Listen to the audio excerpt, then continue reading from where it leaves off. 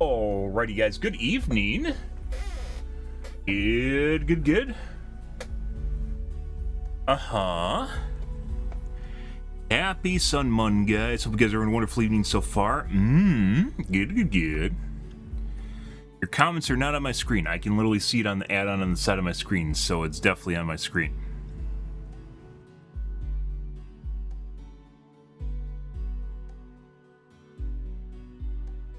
I can literally watch them fire off. So.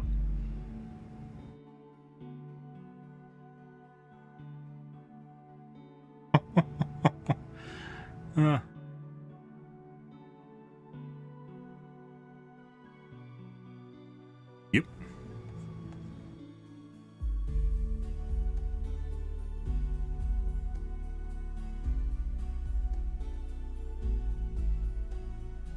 Alrighty, guys. Hope you guys are having a wonderful evening so far. Tonight we're going to be doing more Battlebits here, guys. In a sec, first we're going to go through the tubes. Hope you guys are having a wonderful evening, though.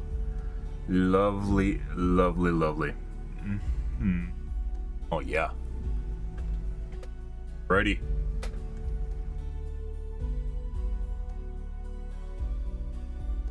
Let's see.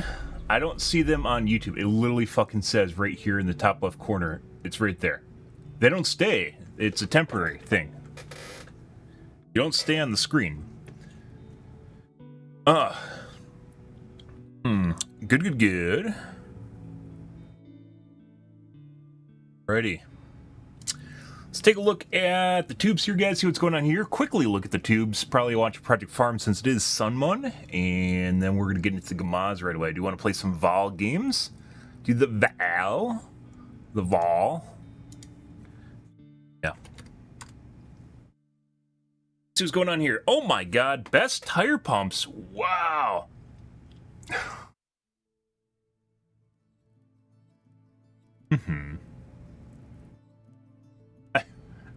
They haven't changed. They're still there, Slane. Nothing has changed. Your perception of them has changed. There's a lot of filler. Oh, speaking of filler, I finished watching Witcher. It is terrible.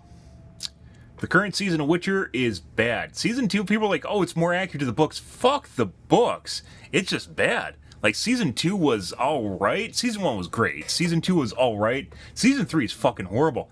They bounce back and forth between multiple moments in the series, just, like, all over the place. They're between events, and, like, they're on a beach, then all of a sudden they're in a castle, then all of a sudden other people are in a castle, then look, there's ships on the water somewhere, just out of nowhere, and, like, there is filler. They have episodes of filler in which Ciri walks around in a random fucking desert. You think she goes to the plane with the horsemen of death or whatever they are. You think she gets transported to the plane because that's what the obelisk mechanic, kind of spoilers here, guys. The obelisk mechanic is, like, she gets transported to a plane off in the middle of nowhere, and you're like, okay, right?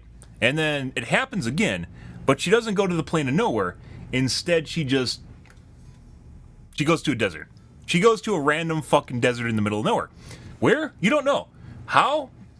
You still kind of really don't understand it. Then she has some tripping out moment where she's on shrooms, but not really. Then she eats a poisonous lizard, which makes her think she's on shrooms or something. It was fucking weird. And then Gerald as well.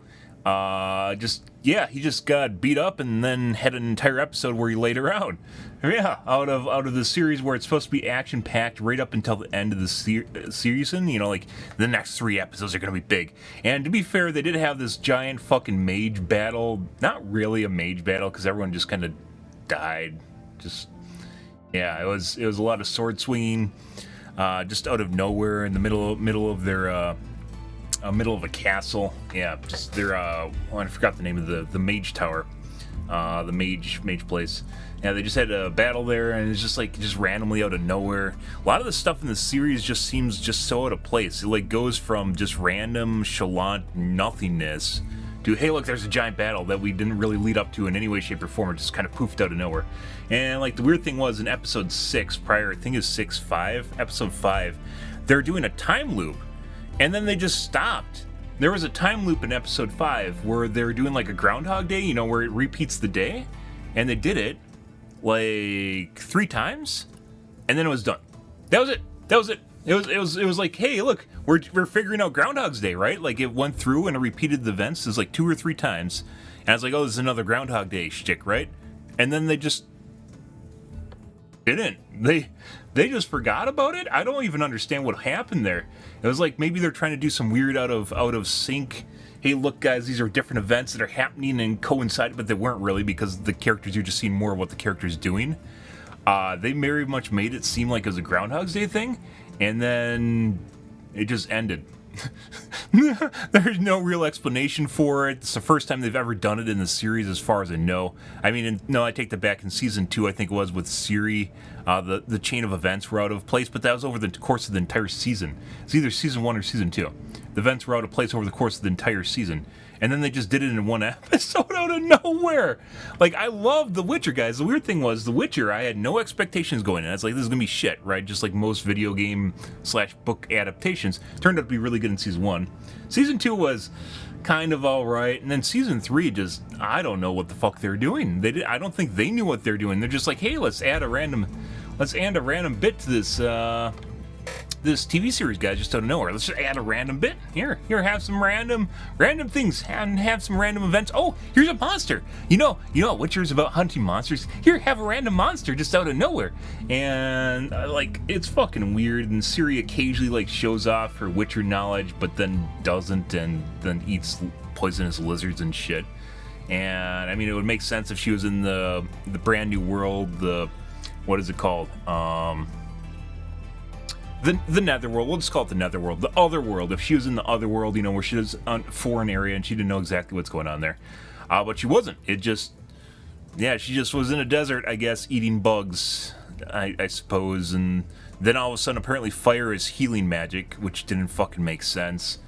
There's a lot of, like, if you look at the stuff that doesn't make sense, suspension of disbelief stuff, she used fire to heal a unicorn.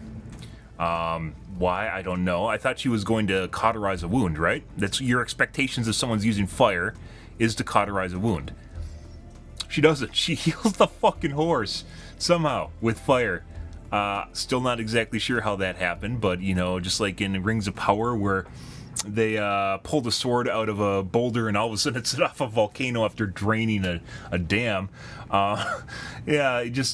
I don't know. Like, it literally reminds me, like, I want to say it's AI, but it really just feels like my original go-to was this Adderall writing.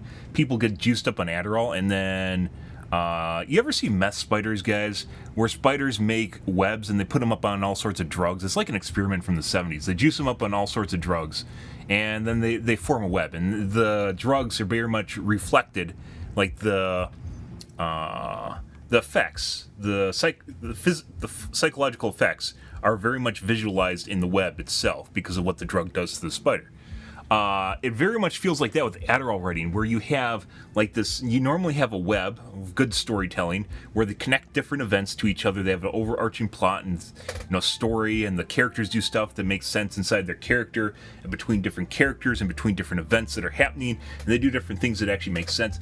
And when people are on Adderall, it seems like those are all disconnected. It's like disjointed thoughts. They're schizophrenic thoughts, just kind of in the middle of nowhere, not really associated with any other event, just kind of thrown in there and latched together. Oh, look, this race, the Family Guy episode, guys, where Brian gets like juiced up on Adderall and then writes like a book, and then he like makes up his own fucking language and stuff. It's actually not that far from basically what Adderall does. It's like, it pretty much nails it. And when you're watching The Witcher, it's basically the same thing. This, like, they have like a dryad race, and they, like, I don't know if the language was actually from the book, but then they're like speaking their tongue, but then they just forget like what the characters are even doing. And like Geralt got hurt, and apparently they're supposed to be a family with Yennefer, Geralt, and Ciri. Like, they're supposed to be a family together, but instead of being a family together, Yennefer just fucks off after Geralt basically almost dies, and then decides she wants to heal him just out of nowhere, find him and heal him. And you're like, okay. And then she makes a big deal of it costing something, but then it doesn't cost Geralt anything, I guess. There was really no cost.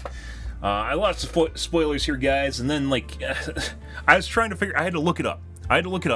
Elisa Atisa, The headmistress of the Mage Academy. Spoilers, by the way, guys. You'll probably have to tune out for maybe 5-10 minutes here as I finish up with this. But Artisa, the headmistress of the academy, she commits suicide because she casts a mega spell, which is lightning, and it like kills a bunch of people. And you're like, shit, that's gonna cost a toll. And her hair turns gray. You're like, oh, she must have lost a lot of years of her life or something. And then she died, and I was like, oh, I guess the spell had she was like basically Walking Dead. She knew she was dead. She was just finishing up the rest of her life, right? She knew she had to finish up, tie up those loose ends, make some nice letters or something, right? No, she killed herself. It wasn't the spell. It wasn't anything you'd expect. She killed herself because she was grieving, which was not apparent in any way, shape, or form. She was grieving so hard about the betrayal that she had that she did herself off. And you're like, what? I didn't even notice. I didn't even fucking notice until I saw pools of blood coming from her wrists at the end there. Like, there was nothing in any way, shape, or form that made you think she was going to kill herself. Maybe that's the way it's supposed to be, but as far as, like in real life, but as far as like cinematography, just like real life is not a good balancing mechanic for video games. In the case of a movie, you just like out of nowhere, just no lead up, nothing, just makes it feel very lackluster. Like you weren't invested in what just happened. It's like literally like season 8 of Game of Thrones, where you just have these characters just doing really out of context, out of like Syria or whatever her name is Izias, whatever her name is. Like she basically is a headmistress. She kills a bunch of young girls. She basically uses them as batteries for mana. And then all of a sudden she feels bad. She grows a conscience and she feels bad about like a handful of deaths in her, well, it was like half the population or something like that of their like mage tower. And then she just offs herself. Like she has like a firm sense of duty. And since the other headmaster, other headmaster, whatever his name was, is dead. Spoilers once again.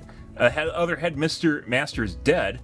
She has to take over, right? She has to make sure things sustain and go on. And then she just offs herself, like something you would not expect in any way, shape, or form from her.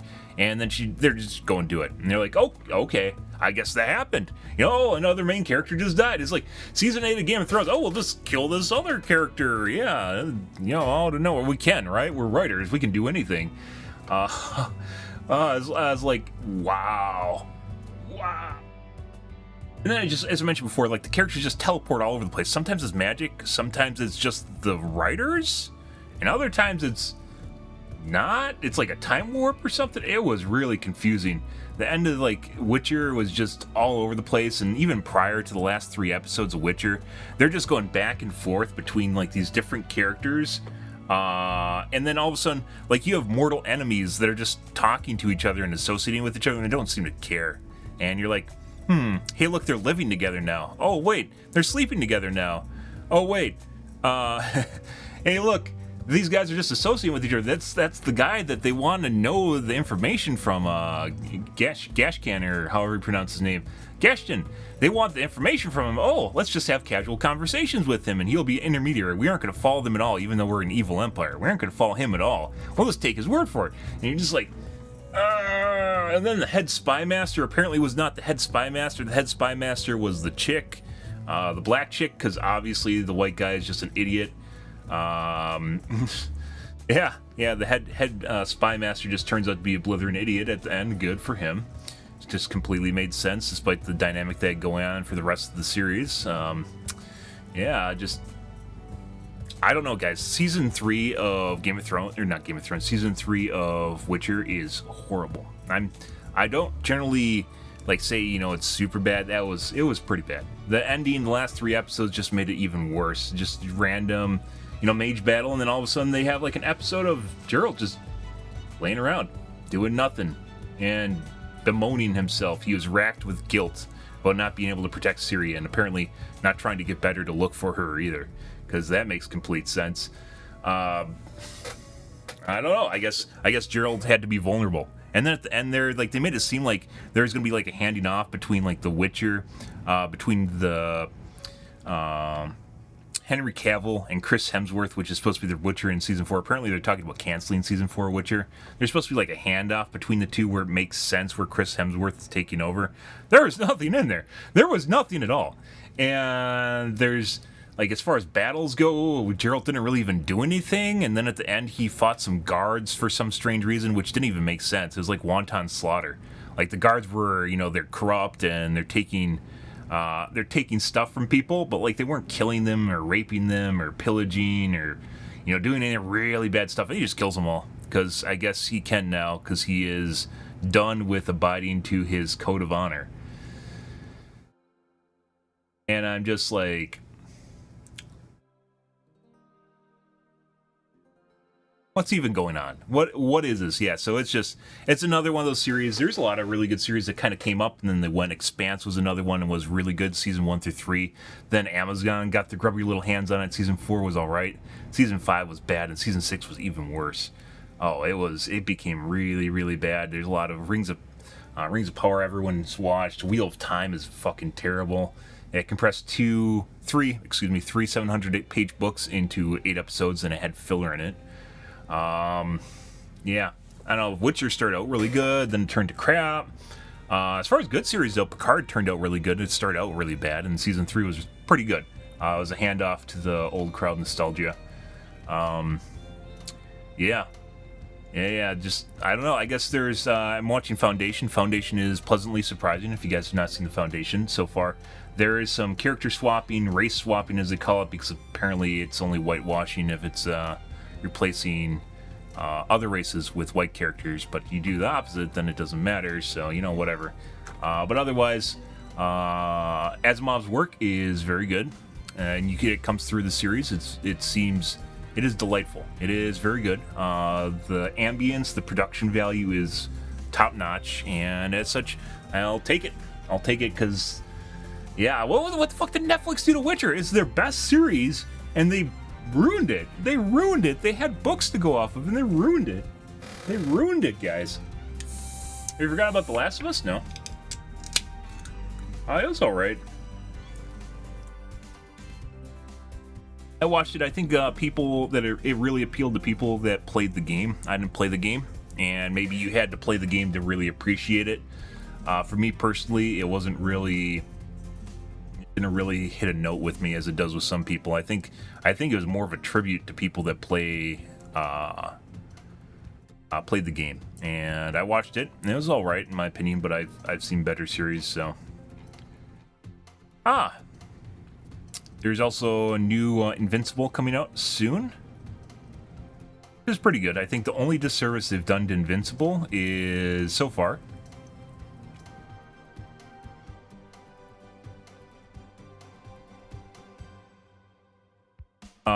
The only thing they've done to Invincible is kind of the animation budget. I think is a disservice to the series. I think it would have been much better, much better with better animation.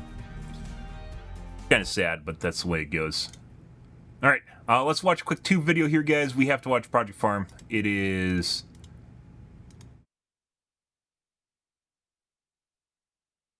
tradition. Let's get the testing underway and see if the $28 inflator is just as good as the one. I know you guys are wondering this. In the first test, we'll see which inflator can top off a tire the fastest. Then we'll see which one can inflate Cousin Eddie's mattress the fastest. Finally, we'll see which inflator is the fastest to 80 psi. At a price of $28, the least expensive tire inflator we'll be testing is made by Novsite. Auto stop design allows the pump to shut off once the desired pressure is reached. It has a built-in 6,000 milliamp hour battery that can be used as a power bank for iPhone or Android devices. It can handle up to 150 it's a better bank too. The Novsite is made in China. I love that. And the Novsite is very light. Takes them very little effort to do that. At 24 inches from the sound meter, 86.1 decibels for the Novsite. Let's kick off our first test, seeing how long it takes to inflate a 15-inch car tire from 30 to 36 psi. I'll be using this inline tire pressure gauge that I put together to compare the inflators. It's just a pass-through without a valve or anything else obstructing free air movement. All the batteries are fully charged, and the Novsite started out just fine without any abnormal sounds. However, it wasn't making any progress, and it began squeaking. I see. So I went ahead and ended the test after about a minute. At a price of $40, is this Deneker brand. It has a 2 amp hour, 20 volt rechargeable lithium-ion battery. It seemed pretty cool. It can pump up to 4 tires in just one charge, up to 160 psi. Yeah, informal review of The Witcher, guys. Season 3 sucks. The Deneker is made in China, and the Deneker is quite a bit heavier at 4.25 pounds. And the Deneker is pretty loud at 92.2 decibels. For a budget air pump that comes with a battery and charger, the Deneker actually performed well, adding 6 psi in 1 minute and 33 seconds. So 93 seconds is the time to beat. At a price of $48 for just the inflator and not the battery and charger is this Cobalt brand. You can set the desired pressure up to 120 psi. Includes a 20-inch air hose with quick connect adapter. It uses the 24-volt Cobalt battery. Automatically turns off. Let's settle this, guys. It's formal. 3.99 pounds for the Cobalt. For most of the inflators that did not come with batteries, I'll be using a 4 amp hour battery. For the Bower, I'll be using a 5 amp hour battery. 90.9 decibels for the Cobalt. And the Cobalt sounds like the air pump is making about twice the RPM as a Deneker. And the highly motivated Cobalt takes the lead from the Deneker in only 57 seconds. CO2 inflator. 39% faster. For tires? No. I assume it means it can be just a really small, compact pressure. 36 psi in only 5 minutes. It has a built-in 7,800 milliamp hour rechargeable battery. TC15 claims it can inflate 4 car tires from 0 to 36 psi on one charge. It can also be used as an emergency power bank for your phone. Just preset the pressure and the tire pump will shut off once the desired pressure is reached. It also has a built-in flashlight, made in China. And the TC15 is very light at 1.55 pounds. And the TC15 is relatively quiet at 85.6 decibels. And the TC15 is very compact. That's actually really loud. Very close to 1.5 pounds. And a very small air pump needs very close to 3 minutes. That being said, air compressors can be extremely loud. So $50 for just the inflator and not the battery and charger is this Bower brand, which is sold at Harbor Freight. It also includes a high-volume inflator and deflator for large inflatables. It claims it can inflate most car tires in just 2 minutes. You can use it with the 20-volt Bower battery or with a 12-volt car DC outlet. I assume it's much more expensive. It uses a CO2 cartridge, right? The Bower weighs 5.14 pounds, 88.1 decibels for the Bower. And the Harbor Freight CO2 cartridges are pretty universal. More than the Cobalt. And the Bower is people use them for all sorts of weird things. About 6 seconds slower than the Cobalt. At a price of $62 is this Gulu GT160. It has a built-in 7,500 milliamp hour battery, max pressure of 160 psi. It claims it can be used for continuous inflation for up to 45 It says pellet guns. They've been used for all different charge. sorts of things. People use them for lanterns, made in China.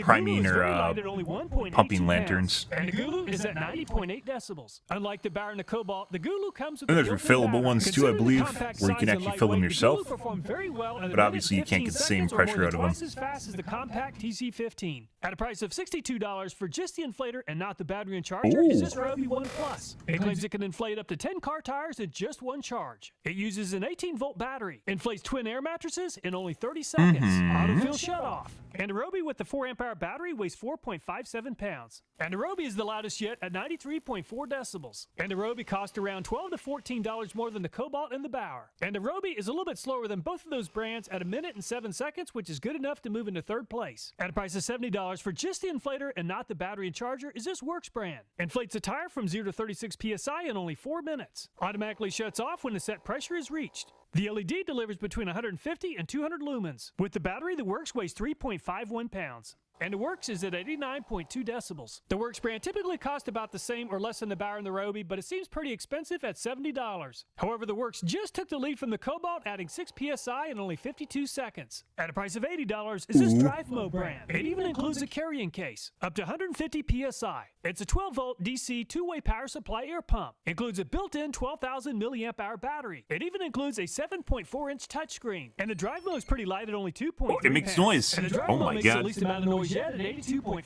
decibels. And the compact DriveMo costs $20 more than the Gulu, and it isn't quite as light or compact. And the pressure gauge seems to be off by about 2 psi. And it took 1 minute 56 seconds to add 6 psi. At a price of $118 for just the inflator and not the battery and charger is this Rigid brand. And the Rigid claims to be the fastest inflator on the market. Lifetime warranty. The air hose is 20 inches in length. The inflator also comes with a 12-volt vehicle power cord, up to 150 psi. Rotate the dial clockwise or counterclockwise to increase or decrease the programmed tire pressure. 3.84 pounds for the Rigid. And the Rigid is by far the loudest yet at 96.7 decibels. And the Rigid makes a lot of noise and it likes to dance. And all the noise and the dancing paid off, as the Rigid is by far the fastest yet at 36 seconds. Very impressive. Very impressive. For just the inflator and not the battery and charger is this DeWalt brand. You can power up the DeWalt using 3 different methods: the 20-volt battery, the 12-volt DC, or 110-volt AC. The 110-volt power cord has to be purchased separately. High-pressure inflation with automatic shut-off. Programmed to the desired air pressure by rotating the dial clockwise or counterclockwise. In addition to the tire inflator, it also looks like something that can break pretty easily. And the DeWalt's by far the heaviest yet at 6.91 pounds. And the DeWalt is less noisy than average at 86.2 decibels. Once the compressor button is activated on the DeWalt, it takes about a second for the DeWalt to ramp up. And the DeWalt performed about the same as the Bauer at 1 minute and 4 seconds. At a price of $139 for just the tool and not the battery and charger is this Milwaukee brand. Milwaukee claims to be the fastest 18-volt cordless tire inflator. Top off a 33-inch light truck tire in under 1 minute. Must have tested rated it. for 150 psi max. And the Milwaukee's even heavier than the DeWalt at 8.68 pounds. By the way, the whole reason we watch this channel, and I assume anyone watches this channel, is because 18-volt tire pump, but there can only be one champ. Yeah. And the Milwaukee is finished in 18 seconds, or about twice as fast as the Rigid. Very impressive. And the that's most actually pretty good. expensive Milwaukee inflator we'll be definitely testing at generally makes good tools, but $152 most claims and boxes aren't tested in any way, shape, or form, and putting just outright lie. They don't even. It's not even weasel words or anything like that. They'll just make shit up. Yeah. If you've bought tools, you know it. Most obvious is lumen ratings on flashlights on Amazon. Oh, it's 10,000 lumens, guys. Oh, yeah, like a 50 lumen flashlight, 10,000 lumens. In 29 seconds. When it comes to topping off a tire at a relatively low pressure, the Milwaukee is the fastest at 18 seconds. Makita finished in second at 29 doing pretty seconds good. and Rigid 36. If you're looking for a tire inflator to throw in the back of the car, space and weight might be a factor. And the 4 tire pumps with built-in batteries are by far the lightest and most compact. If you're looking for a pump that doesn't make a lot of noise, once again, the top 3 pumps have a built-in battery. I think but if you're trying to pump up your tire, let's see which tire pump you don't is the care about fastest noise. at inflating a completely flat tire. You didn't try and silently pump tires. How hot the compressor is becoming. And Yes. outside is becoming very hot with the air hose at over 200 degrees Fahrenheit. From my experience, compressors that run hot just don't last as long. And the air pump powered itself True. down at just It's usually over 10 resistance. minutes at 15 psi. And the Deneker is definitely performing a lot better than the Novsight. And the pump is also running a little bit cooler with the air hose temperature around 175 degrees, which is still pretty hot. And the Deneker shut itself off at the target pressure of 36 psi. Both the pump and the gauge are showing 36. And the battery is still at 3 bars.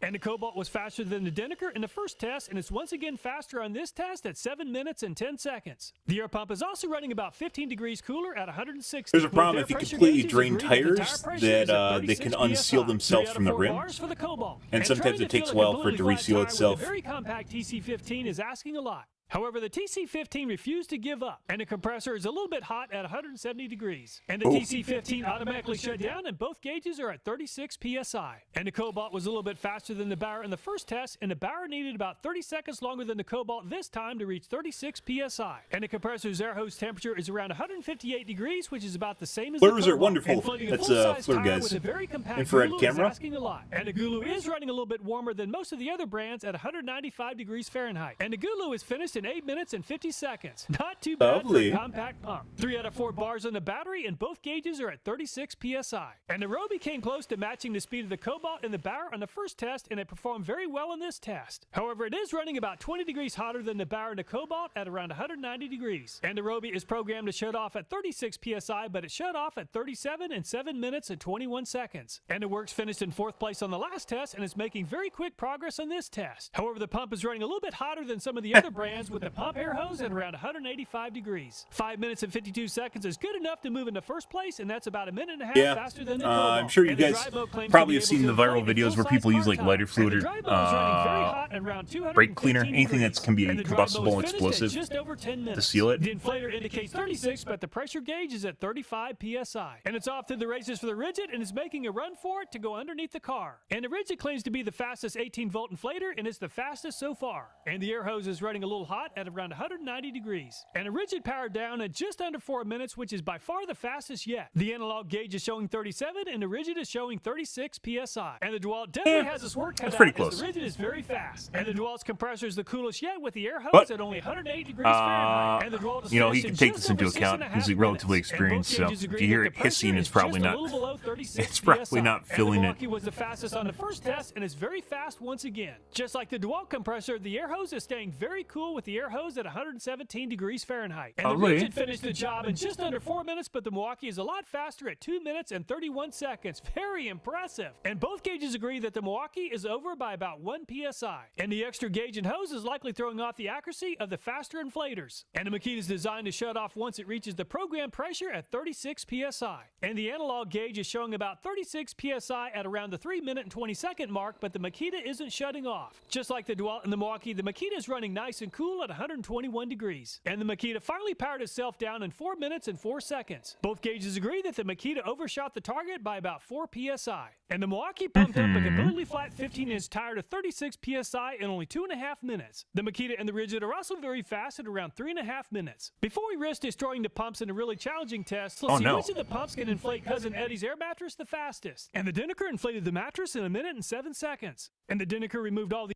This isn't generally something you'd use a normal air pump for. If you guys have ever inflated a mattress, they come with the really fast, high flow stuff because this is mainly for pressure. And pumps are generally either pressure or head, or excuse me, head and pressure is the same thing.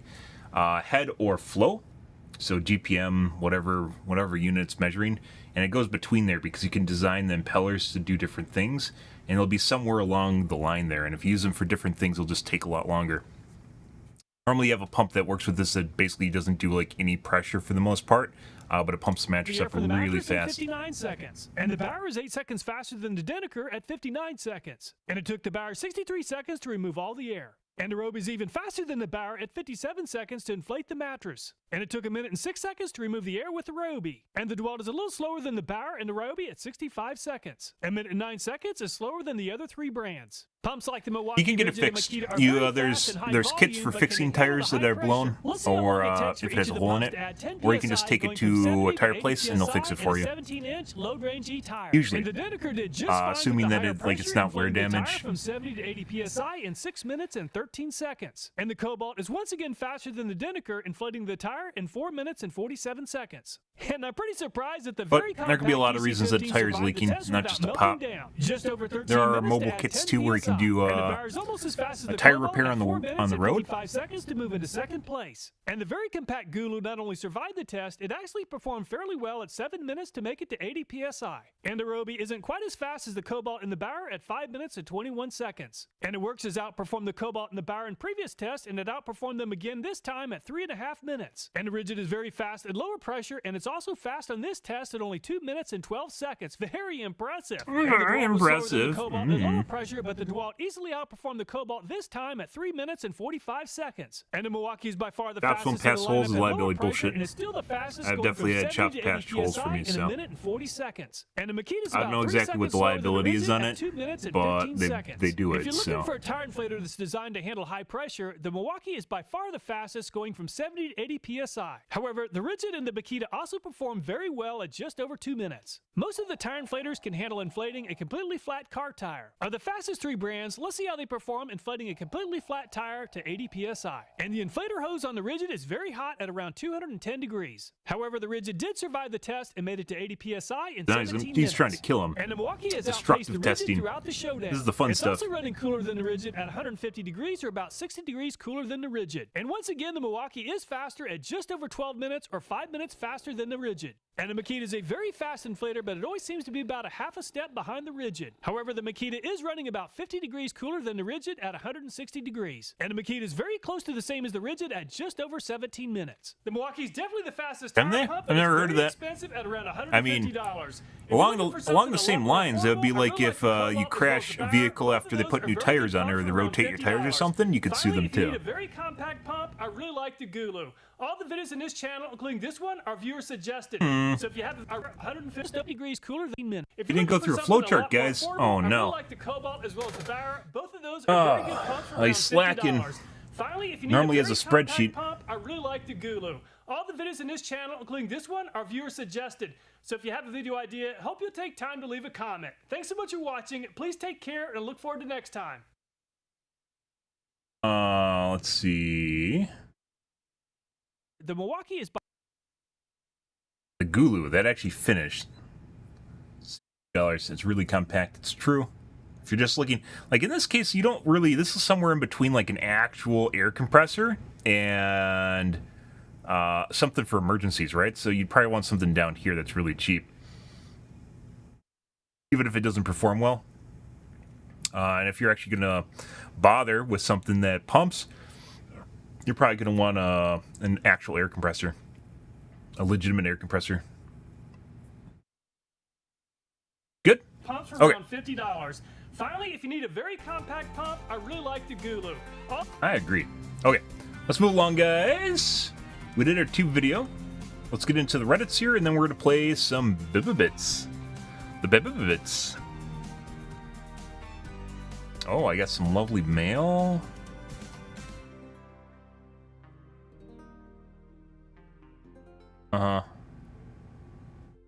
Okay, if you bother scrolling down, I don't need to read the entire thread. How did it work in Battlefield 3?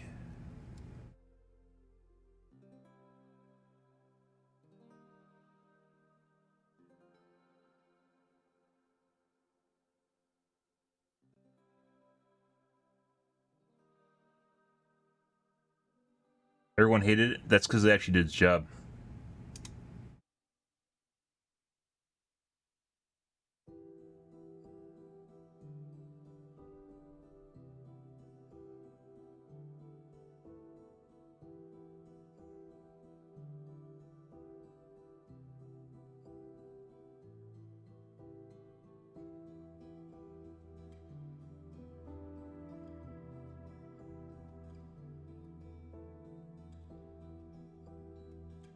This is talking about suppression mechanic in Battlefield 3.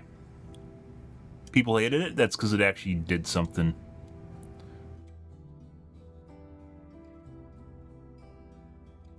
Suppression in Battlefield 3 was if you use an LMG, so in the case of Battlebit, there's LMGs, but they're basically almost really no different than assault rifles. It's the same time-told story, which is, hey, look, you got an LMG, but it doesn't really function as an LMG, which is supposed to be a suppression weapon that keeps people from running around, right? It puts down and lays down fire, so people have to pick and choose their moments of doing anything. And you can't suppress people in video games because there's no... they don't value their life, for the most part, in video games. So, even putting down a long stream of bullets doesn't really matter that much. But instead, you make it somewhat realistic, which is your vision gets slightly blurry, it makes it hard to aim, stuff like that. And you can obviously remove the effect by getting out of the area, but if you are suppressed, it makes it more difficult to actually do stuff. Makes sense, right? It's only in Battlefield 3. I think they had a simpler version of it in Battlefield 4. I don't exactly remember it. I just remember the Battlefield 4 version being worse, and then it was just completely removed altogether in later Battlefields after that point. Everyone just wants a video game. Everyone just wants a video game where you have a laser rifle. That's it.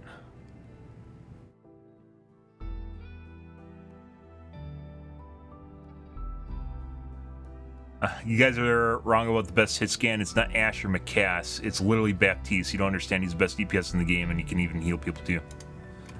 Sometimes. Yup. He does 120 DPS, while Mick does... Can't trigger people, guys. 141. And sometimes mods will just outright delete your thread if you mention McCree. Overwatch, McCree.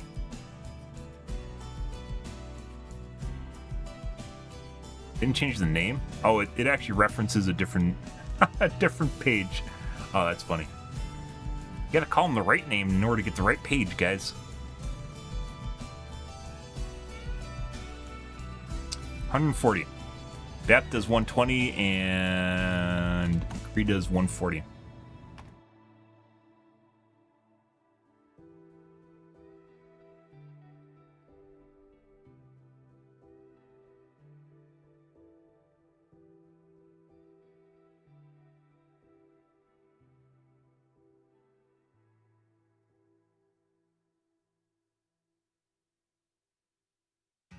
Yeah, Lantern just eats like 3 shots, so if you're dueling someone with Baptiste, you just throw it on your Lantern, you'll almost always win the duel.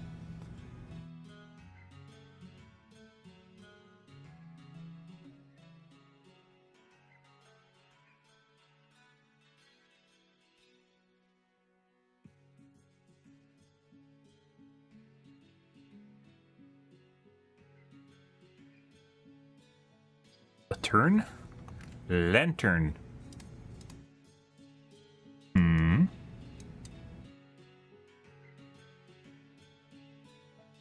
Supports are broken in Overwatch. It's one of the reasons people are leaving the game. It's just they're too strong. Way too strong, they do everything well. Oh my god, fan art? Oh, jeez. I guess Mercy is the next target to be lesbian in Overwatch. Yeah. First it was Pharah. They came for the Pharah. After the Tracer, they came for the Pharah.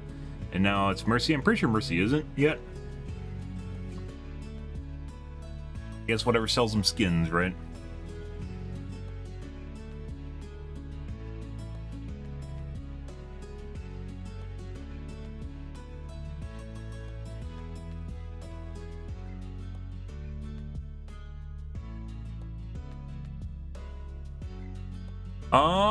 AMD Reddits. Not that it really matters. If you're infatuated with a character that's make-believe, it doesn't matter what their orientation is. They aren't real.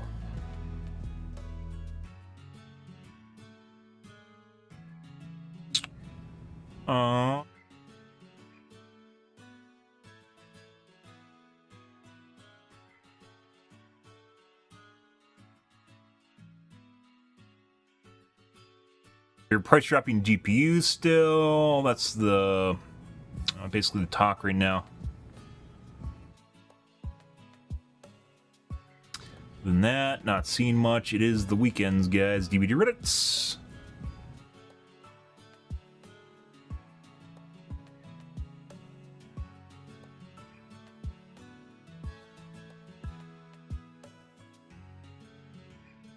It will build bands, but at least it's not this anymore. Definitely needs some work. Can't believe you used to be able to full heal yourself off the ground.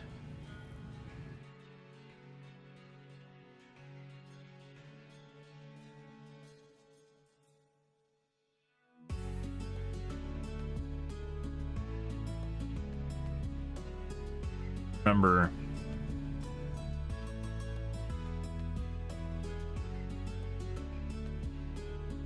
Fringe. Played Dead by Daylight for 2 years, guys, on stream. 2 years of my life is devoted to this game. It's a fun game in its own way. It is not engaging in the same way first-person shooters are, though, or any sort of competitive game. It's like playing a board game. Board games can be fun.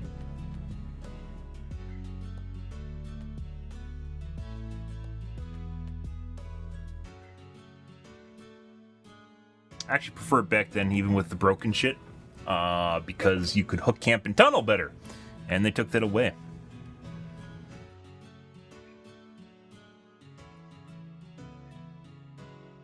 Still wonder how many pre-mades I fucking played against, because there used to be a thing where people could cheat and get into your games, like not stream snipe you as in queue at the same time as you. They literally could put you into lobby with them and you wouldn't know. And it was like that for basically as long as I played the game. Yeah. For almost as long as I played the game. They fixed it after I left. And it was pretty broken. Board games are fun. The power goes up. No, there's a lot of fun board games. If you've only played Monopoly or Risk in your life, there's a lot of better games. Most popular of which is Catan. But there's other ones, Power Grid, for instance. What have I played? Bance, I think it's called.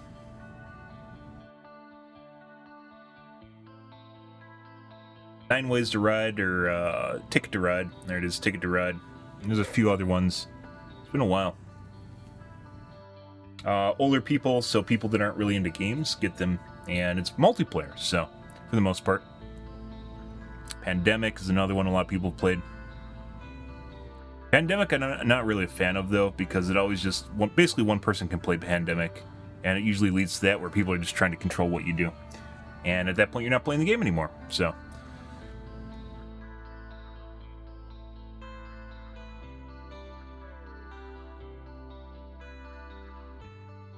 Nothing beats old keys. I didn't think old keys were problematic. They weren't.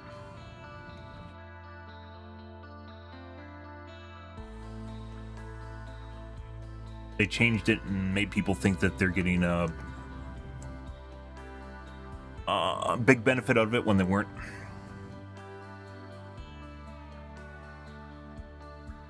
Keys allowed you to basically exit without completing objectives. Exit the instance.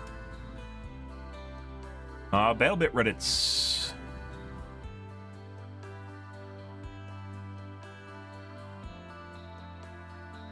Banned for griefing by taking too long to configure the joystick controls for the helicopter.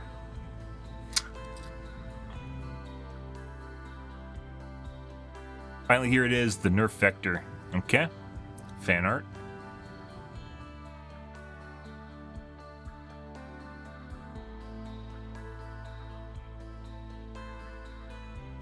Yeah, just people memeing. There's a lot of good guns in BattleBit. The Vector's not the only one. Actual assault riot shield main. Don't care. Just because you use something doesn't mean you're good at video game development. Good for you.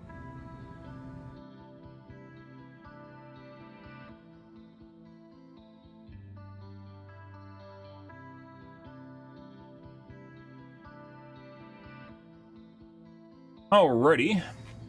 And by the way, the guy that said, oh, if you read down my comments, you see I'm not against video game development, he starts out by making it seem like he's against any changes to the game. And that's whether or not he changes his opinion doesn't matter.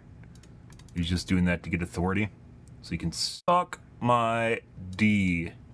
Alright, let's move along, guys. We're going to play some Battlebits here. Ready.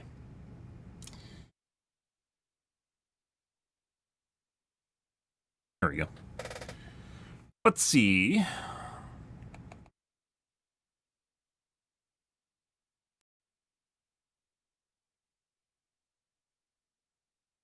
Witcher was a letdown, guys. That just... It was hard to pay attention at the end there, too. It was bad. Oh my god, we got some people watching on YouTube now? Wow. I think there was something bugged with my category for the longest time.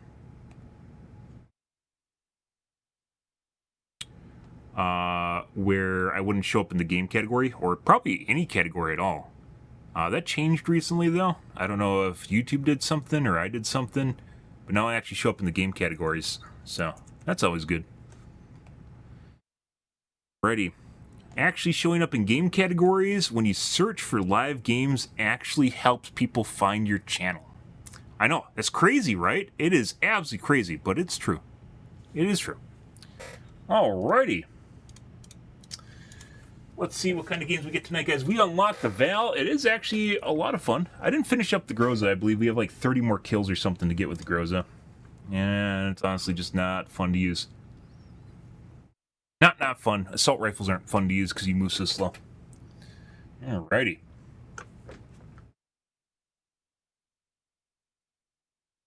Flash your tits.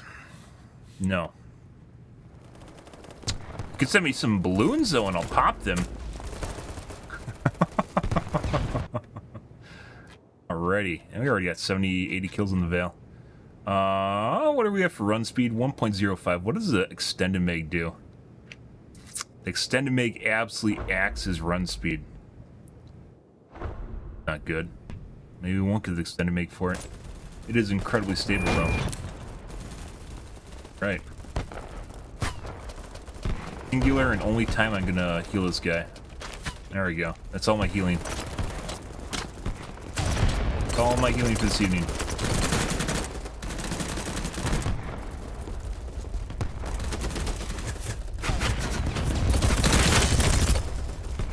Yeah, there.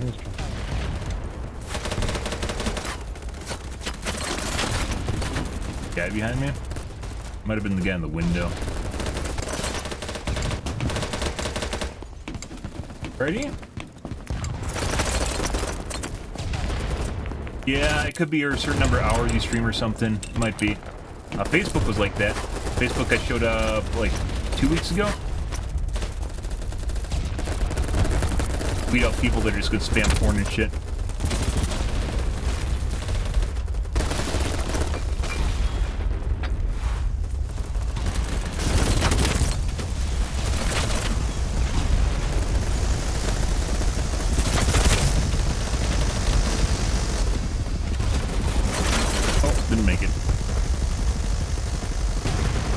Yeah, YouTube Live is kind of weird in and of itself. There's a lot of weird content on YouTube live. It doesn't even feel like people are streaming, to be perfectly honest. I don't know what it is. I see some weird shit on YouTube live. Like unstreaming or something.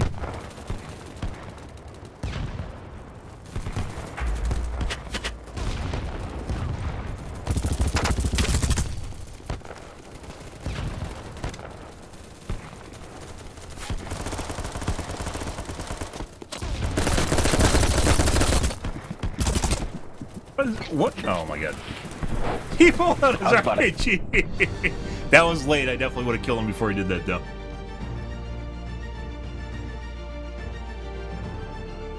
YouTube IRL. Oh, jeez. I don't even want to know.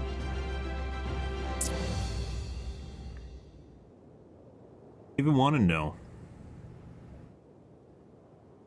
Oh my god, I'm actually in the Battlebits category. Oh my god, on YouTube. It actually looks like YouTube now has a... They changed the picture, too. It actually has a picture now. Good for them. I wonder if the directory actually shows up, too. So I show up in the directory, but that doesn't mean that the directory shows up under the YouTube directory. Because there's like a big directory for everything. We are going to leave if it's night. If it's a night match. Daytime. Go here, and then we got to go gaming. Down in gaming.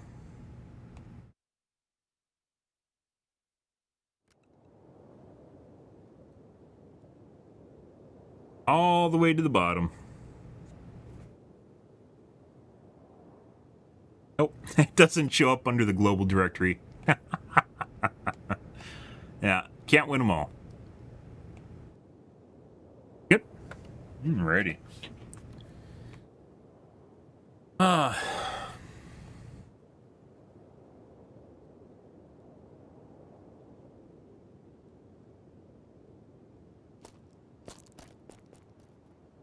Hard to find IRL streams. The categories in general on YouTube are kind of poop. Cause they don't really understand like streaming lifestyle. I don't know what to call that. Like there's no just chatting category, so I'm just under the general gaming category, which probably doesn't show up anywhere. I can go on news and politics, which we did the other night for the UAP event.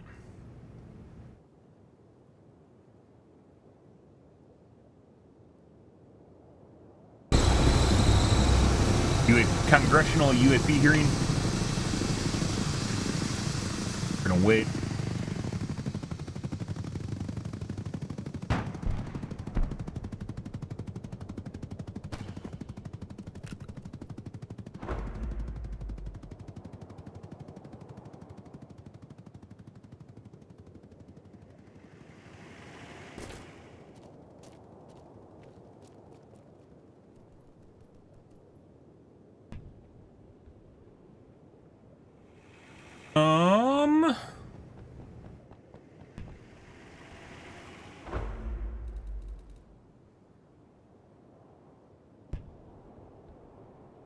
And the helicopter?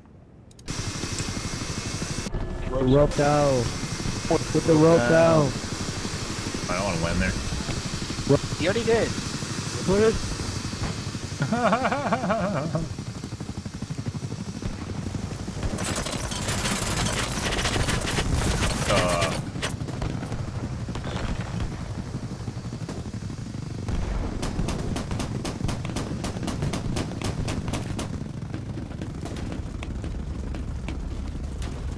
That's me. I'm the squad leader.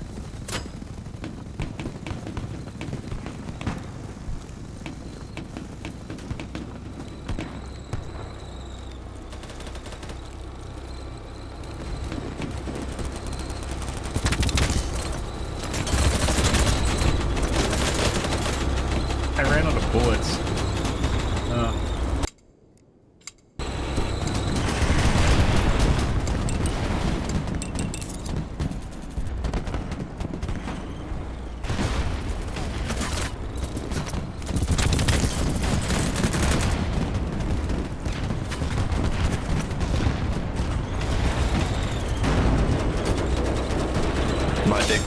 go. I hate They're when that taking happens. my cock.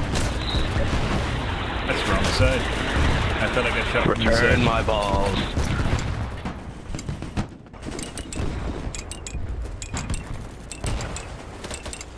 Nope, there's no knife. Knifing, that guy was looking right at me when he came around the corner.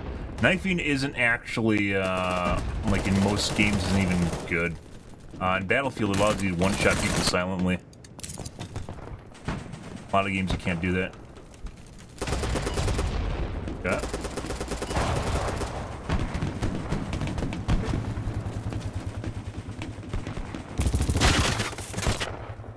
And one tapped.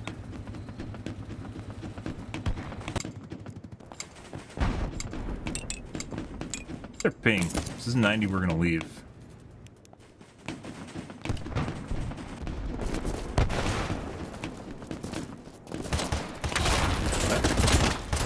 What the fuck?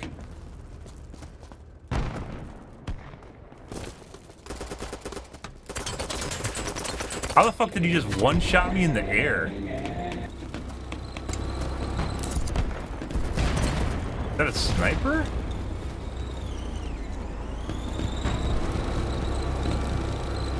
Fucking weird. Okay.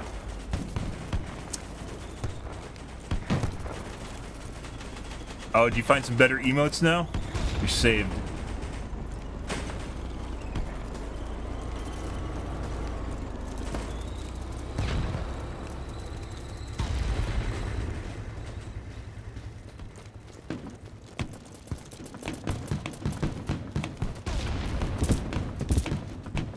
Oh, that's good.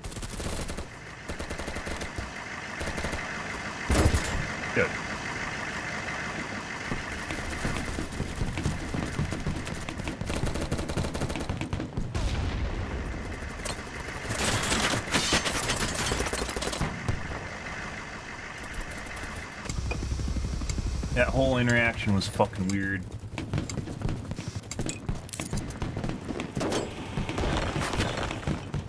Had a car here. There was never a car here before.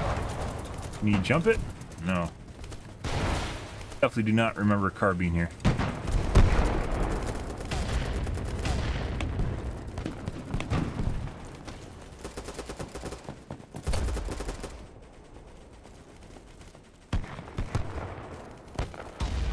Okay.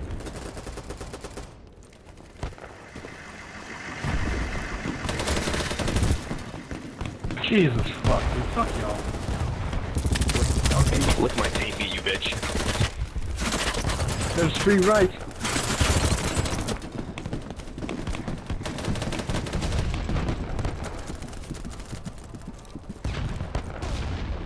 Sometimes I pull out the med kit thinking it's a bandage and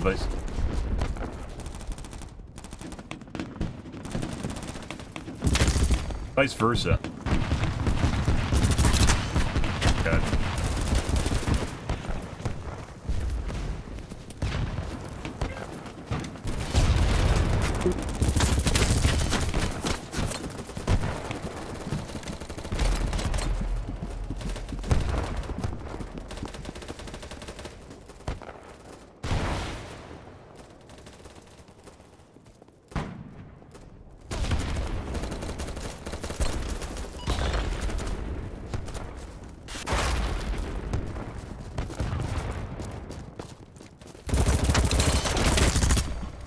That took a bit.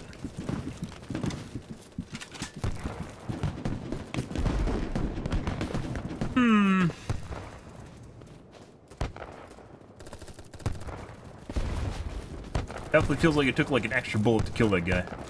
Or two. Snipers. That.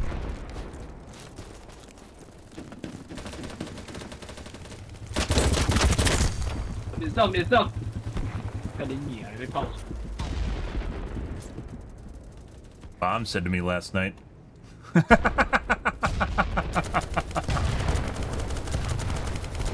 we're out of ammo.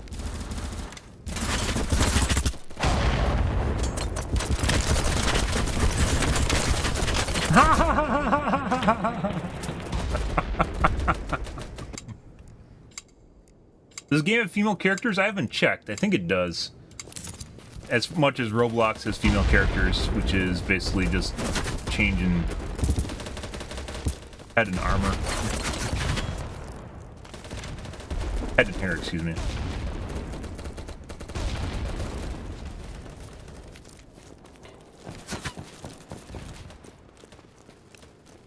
I don't know. Like, so you can put a 10-round mag on it. I think this would lose all the magic if you put 10-round mag on it.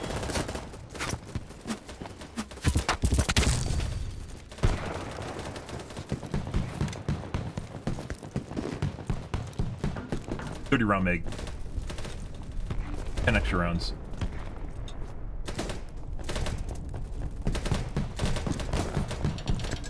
Right? Looked right.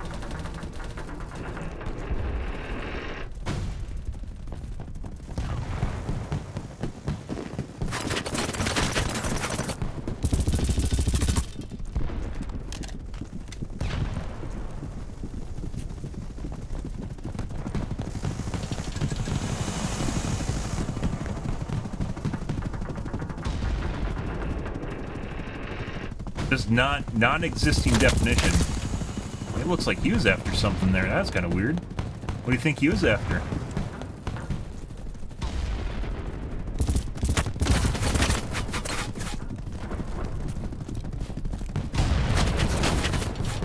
That's a knower. If that's the guy that shot me, that's a fucking knower. He knew I was running away. I specifically angled myself, so if he was running over to my position, he wouldn't be able to see me. But he went to intercept where I was running away to.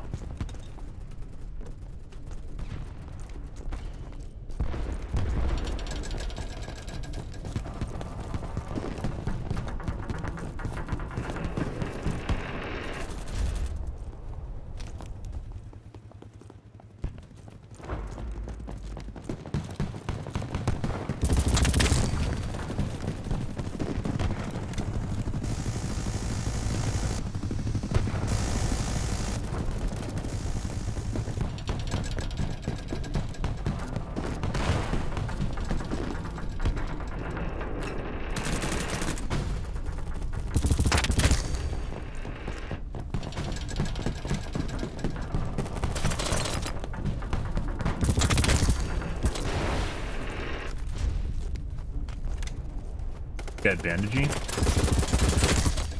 Got bandaging.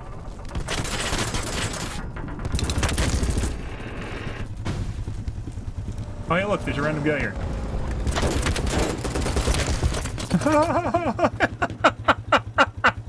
I still killed him.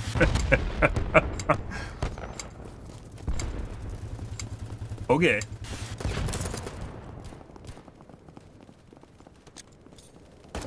Guys there.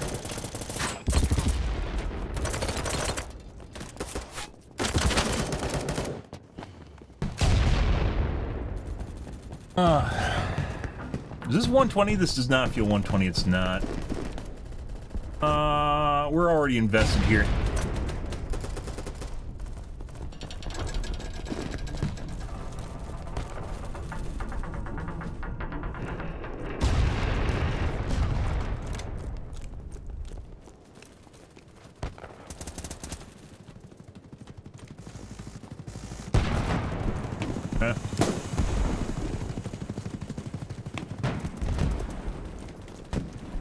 When the servers start dwindling, guys, 90 players, 70 is really horrible. I'd say less than 100 is when we'll swap servers. That's usually what happens late night when servers start dying out. Normally they merge, they just don't merge too aggressively enough, in my opinion. The large game modes really suck with less players. I don't think he expected me. I saw that. What's going on?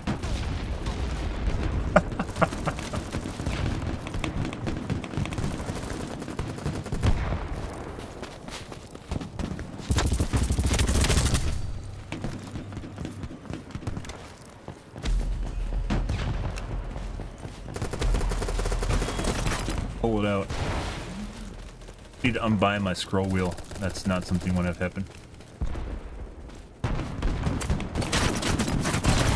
there's guys right there. Found the enemies. Good.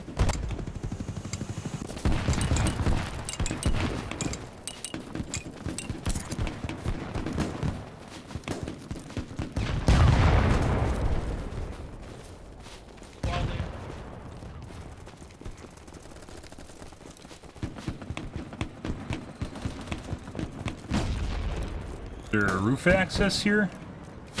Not really. Okay. Well. Probably gonna be terrible. Well. Any day. Okay.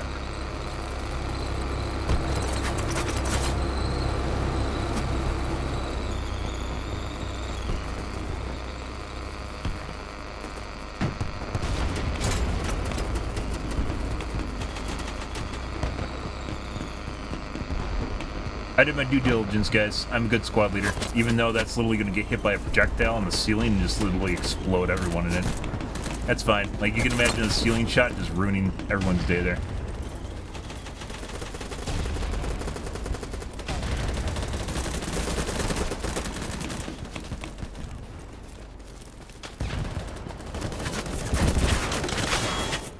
There was a guy right next to where my friendly just died.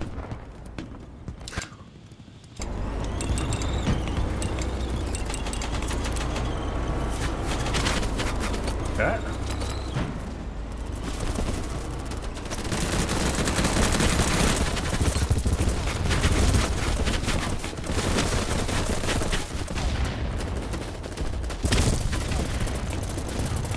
Okay.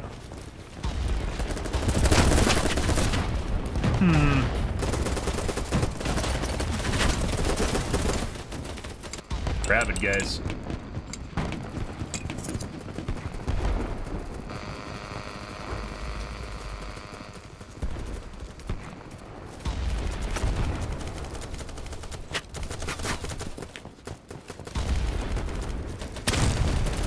Nice. The guy literally right behind me, making no sound. I heard a footstep and then dead. That's why I don't really like the forested areas in this game. Because just like Tarkov shit, you just get people that literally just hide in bushes and stuff. And that's not fun to play against. One of the benefits of playing this game is the ease of seeing where people are. And when you lose that, the game's not fun anymore. All it is fun is just not as fun as it could be.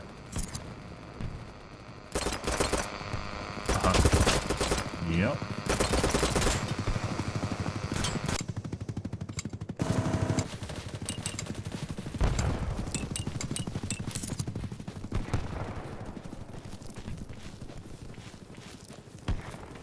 Tower, C tower, boy, C tower on the roof.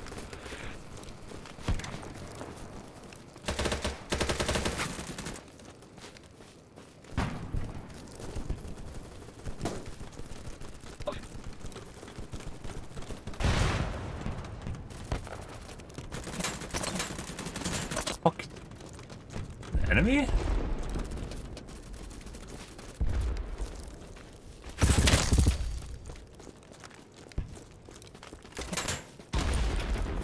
Like, I can't tell if there's enemies, so sometimes people are in the same building as enemies and they don't know it.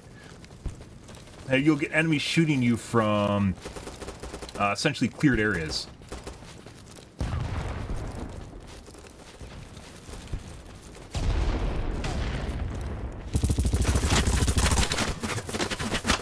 I don't have ammo, guys.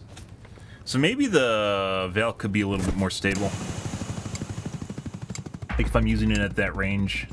So a stubby usually fixes all the easy issues.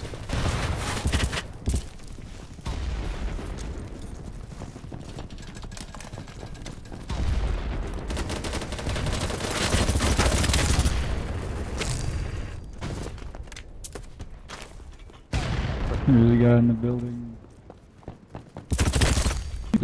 Oh, fuck.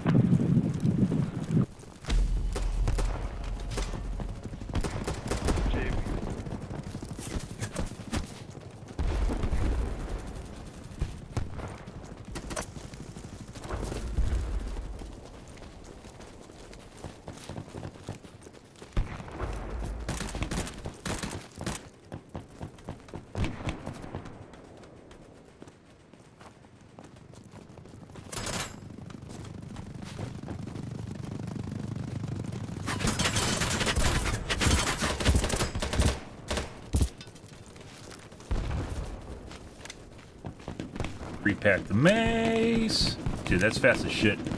Everything dealing with ammo with this gun is fast as shit.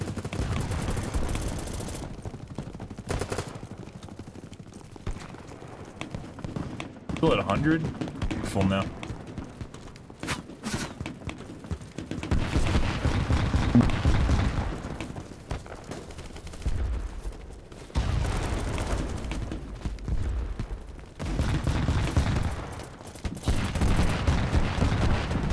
Thank you, medic. There's still good people in this world.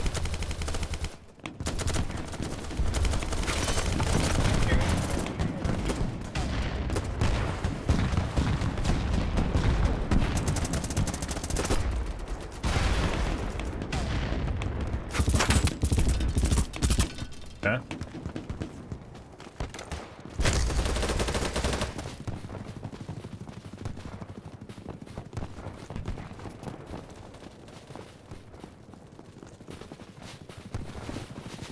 We took B.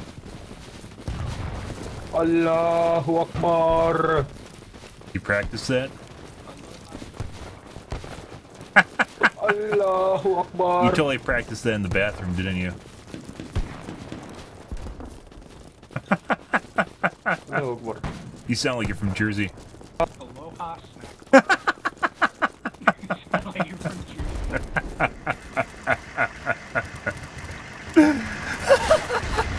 You could actually hear a little. I don't know if he's from Jersey, but you could definitely hear his accent coming through.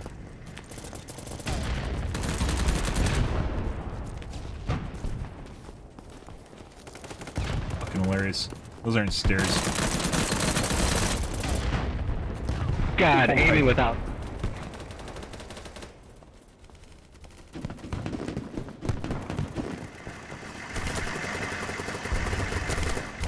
I'll do the unthinkable thing. Let's come up here. We're gonna go back to C.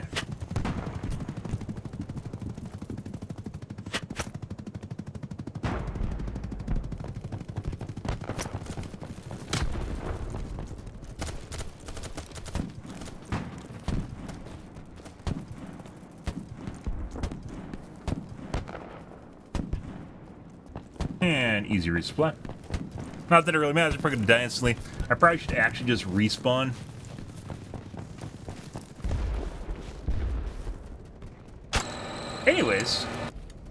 Anyways, guys.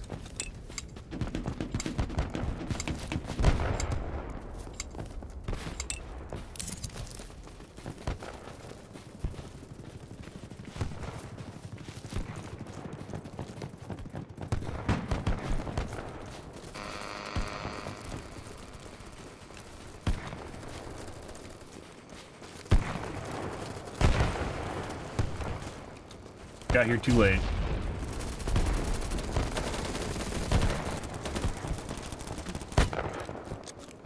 We aren't seeing fucking anyone, guys.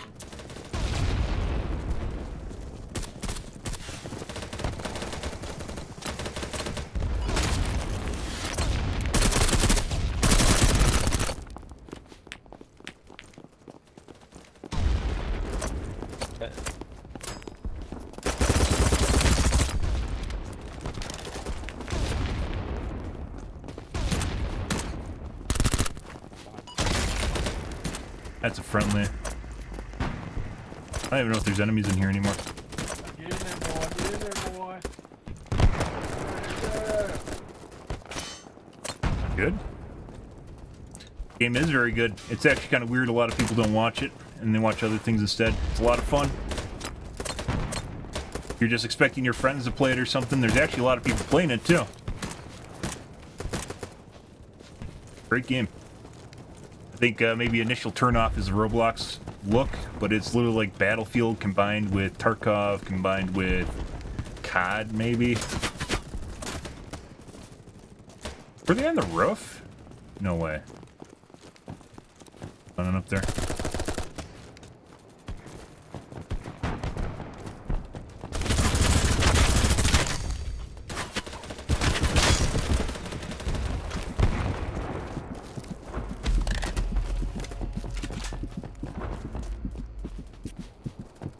Good. I saw. Oh no!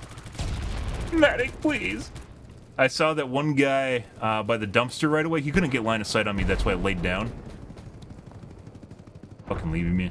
Not that it really matters, but yeah. It's a lot of fun. This game is great fun, and it's really cheap. It's 15 bucks. I'm not just saying that because I'm streaming it. If I didn't enjoy it, I wouldn't be streaming it, so. Like all the good game mechanics from large-scale FPSs with Roblox graphics.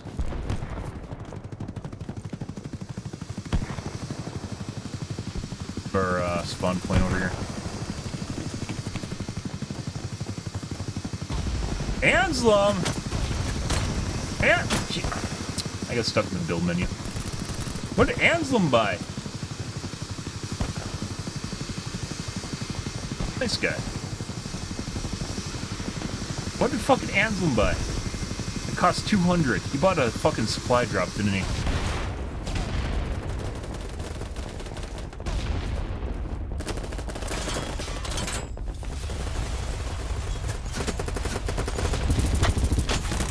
And sniper.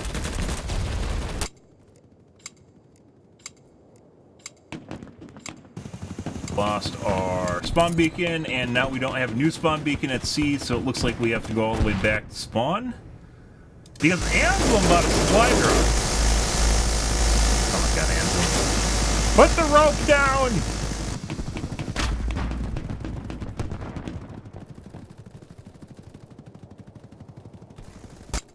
So if you hit F, which allows you to go on the rope, when there isn't a rope out, you just jump out.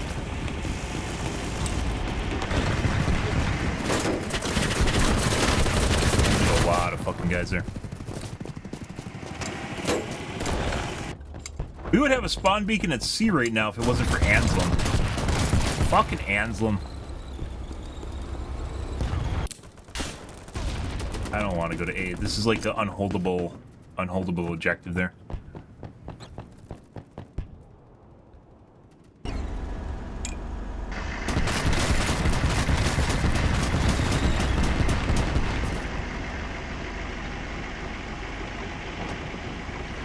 What?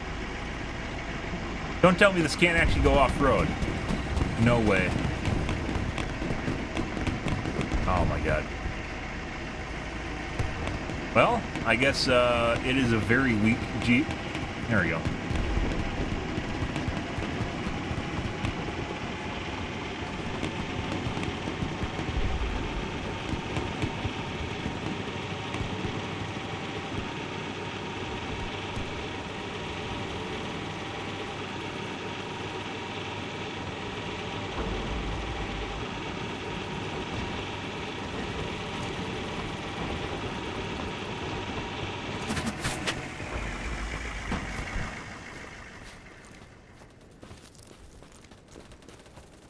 Where did we get shot at from? Don't know. Everyone blew up the side things here. Go to the other building. Actually, we could still. Right here.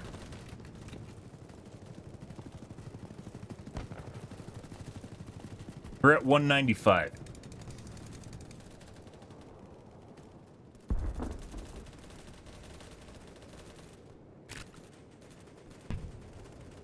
They're actually at A. There we go. Do A things. 5 points. There we go. Yo, medic. T4G, get me. Oh, fuck.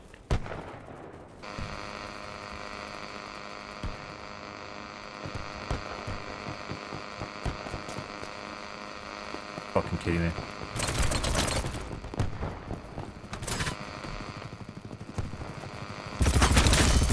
Fuck off, bitch. That looks like a stream sniper.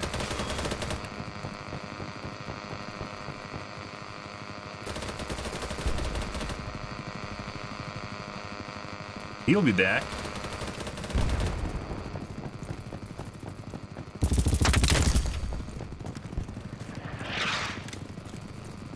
That was a nowhere, guys. So much for having that for a while. Yeah, we need to tone the bouncing on the gun, even though it's really controllable. If you try to do any long-range shots, the bouncing is just a little bit too much.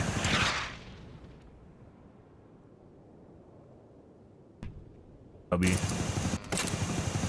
put up already. That sucks. So there's already people basically running for where I was going to set it up while I was setting it up, which is generally why streamers can't do shit like that, because you'll just get fucked up by cheaters, not cheaters, stream steppers. Ammo? Yeah, Same shit.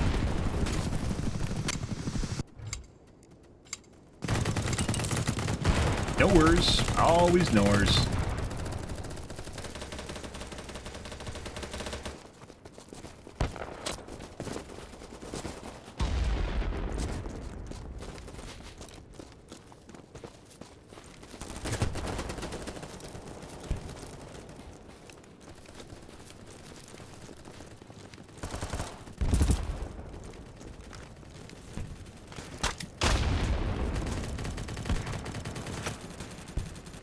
I literally landed in front of a fucking claymore. What the fuck? This is not our match, guys. I think we're gonna rotate servers at the end of this match. This is not... I ran away. Between a combination of fucking nowheres and just bad luck. I think we're actually negative. KD-wise right now, too. We aren't seeing anyone, and when we do, we get insta-gibbed.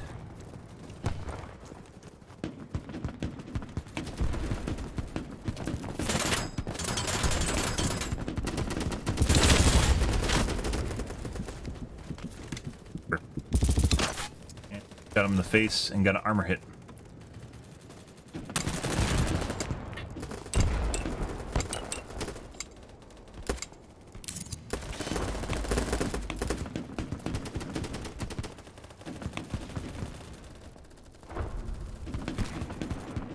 Yeah. Let's leave there. I'm not even gonna fucking take time with that. That.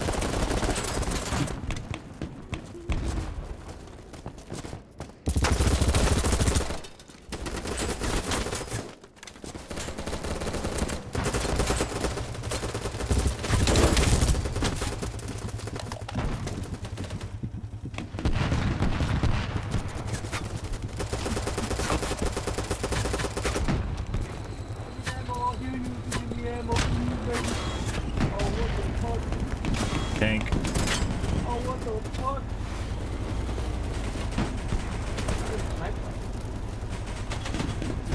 Oh, he's up in the tower.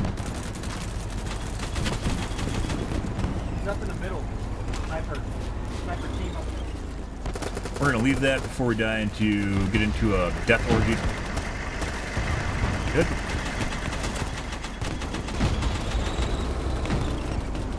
I'm in the hole. Come help me. You love it in the hole, don't you? Somebody, I'm in the hole.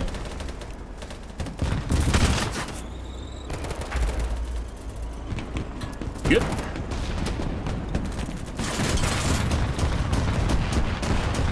Yeah. I guess.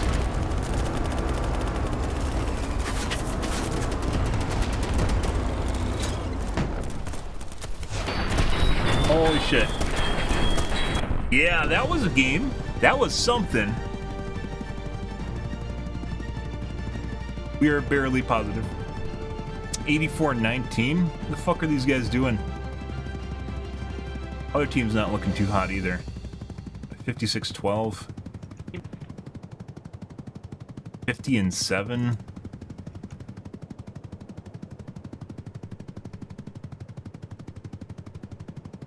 Let's just rotate servers anyways. Let's change servers. Let's get over there. That feels stale. Next server.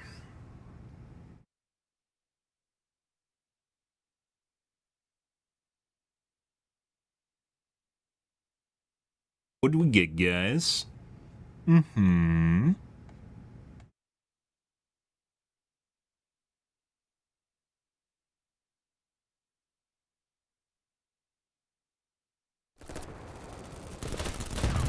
Ah! see. Yep.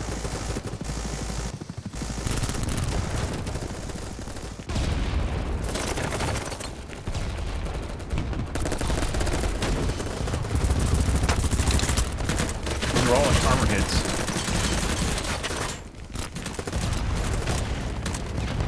There it is.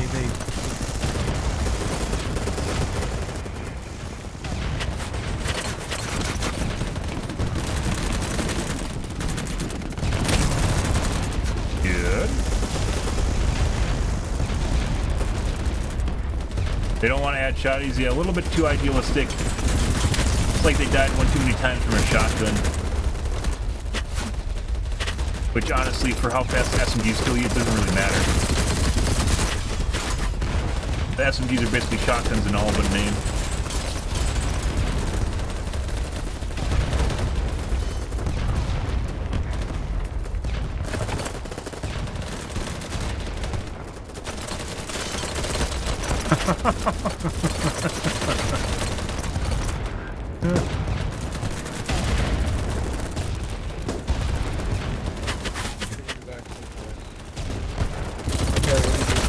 Big fuck. No, I want to C4. We could kill more if I didn't C4 too.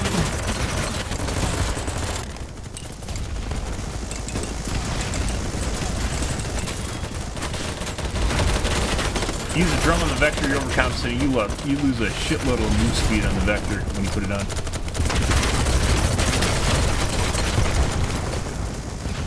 Okay, on the ground. Like there's actually maybe more downsides to using the drum mag than benefits.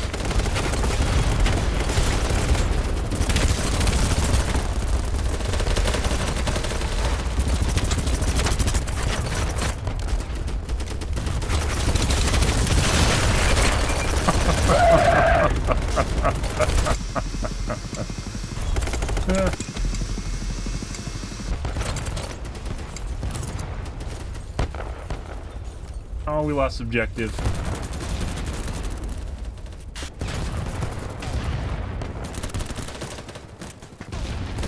Yeah, it's actually like with the AI anti-cheat thing, guys, really fucking weird, like kind of stance.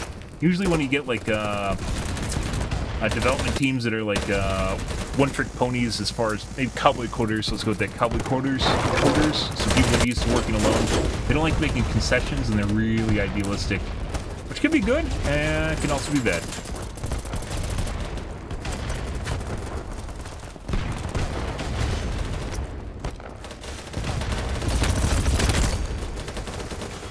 Fuck!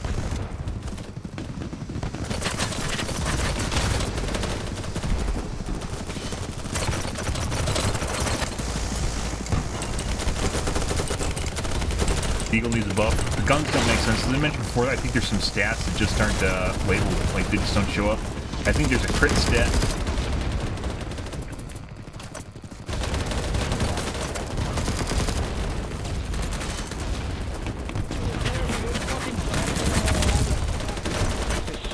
It allows you to one-shot without headshots.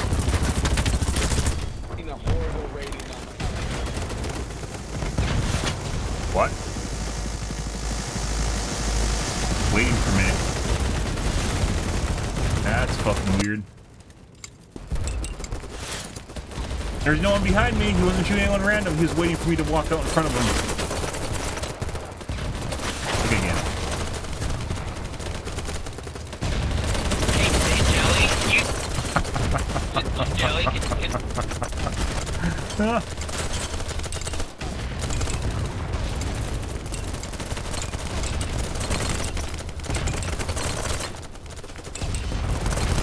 Not want to go to C. C is death, guys.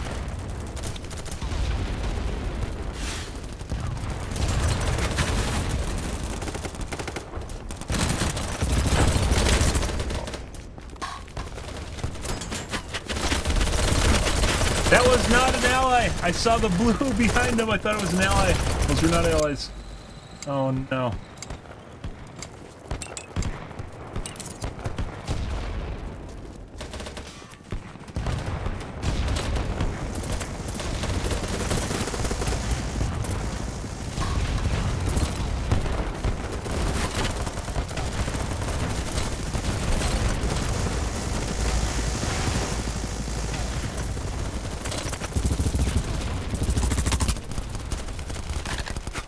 Sometimes, guys, his gun just it's fucking all over the place.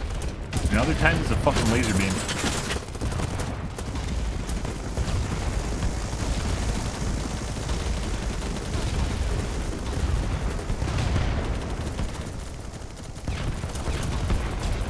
Very weird.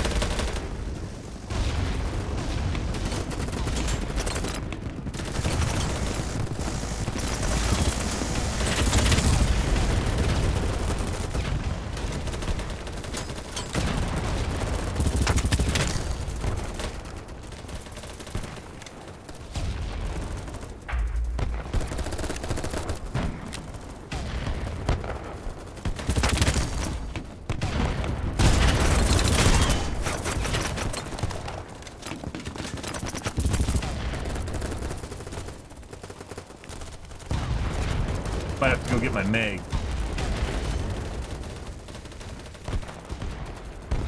Yoink! Still don't have ammo in it though. That did not help our ammo situation.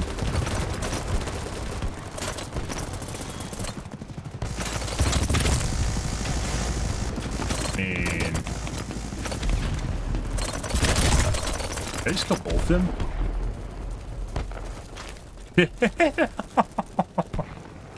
Well, now we got a pistol.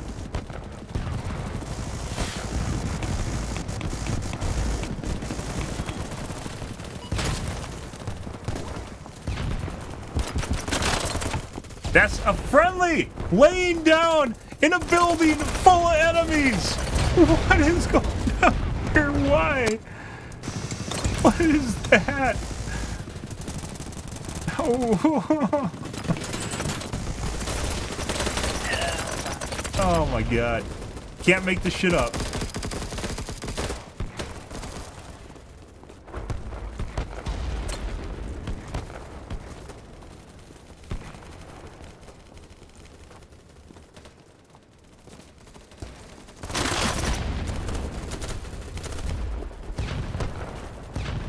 Brando. Okay. Brando in the middle of nowhere. Ah. They're in the subway.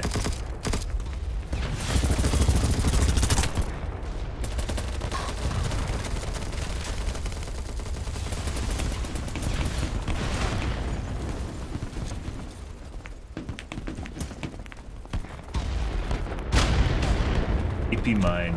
And they're both there on the side of the stairs too.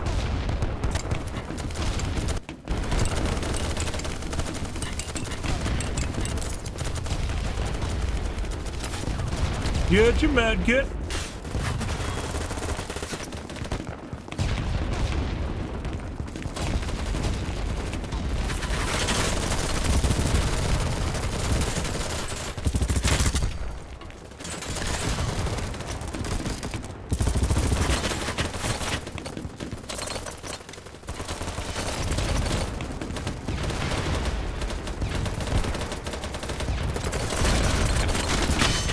Guy with LMG. No, literally all three of us lined up at exactly the same moment.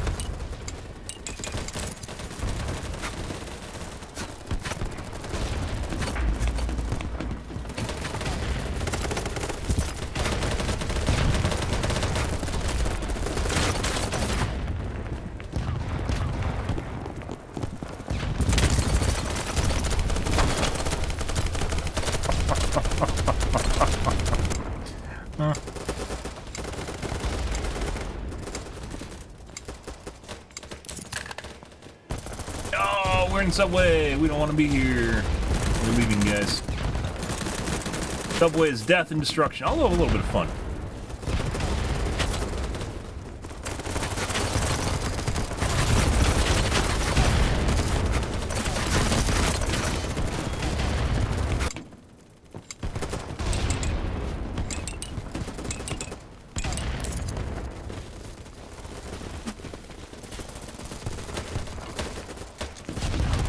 Like, I would throw my nades, but I don't even know where to throw them.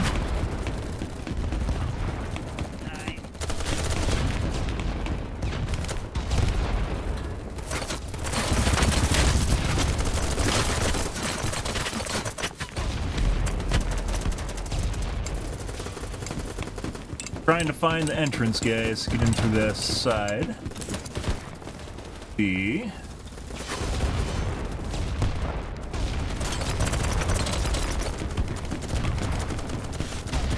It's so tough figuring out what's dead and what's alive, too, until you get closer. You can't see a little medic symbol.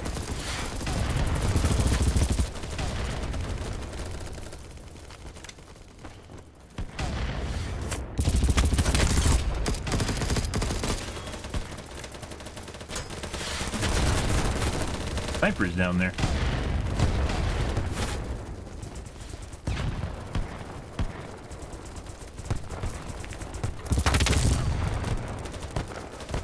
Saw a guy crawling the window. Let's try. Okay. Be a rope here. I don't know if you can, like, some of these buildings in which you could blow up, I don't think you can blow up that one.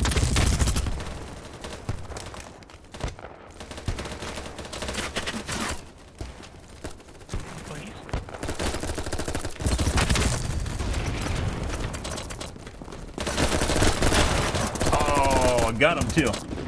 Just didn't kill him.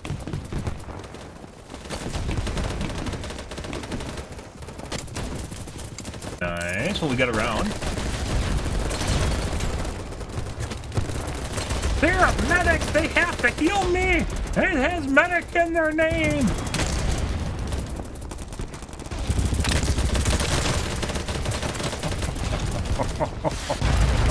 Oh. It's like, so, like, also part of this is visualizing in your head which direction you have to go to get around the firing line that's now firing at you. Oh, there we go.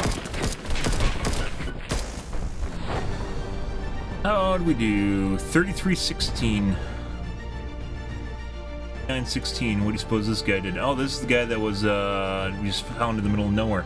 That just insta-killed me while jumping around through the air. Ah. Completely normal behavior.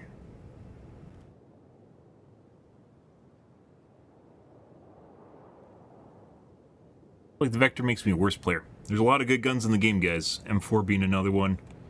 AK-74, P90, MP5. VAL, I'd say is pretty good. I don't know if it's, like I said, it was really just as good as MP5. I'm not sure.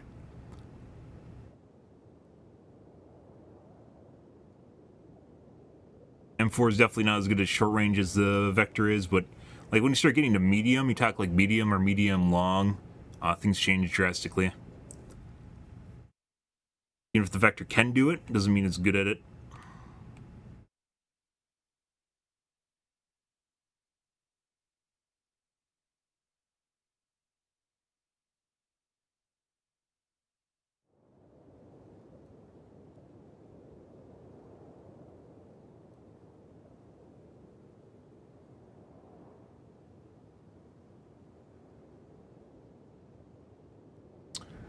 Alrighty. At night, kind of looks like night. If it's nighttime, we're leaving.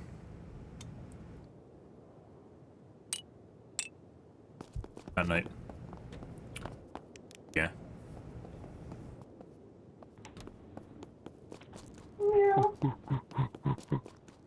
Lay down inside, you'll be fine.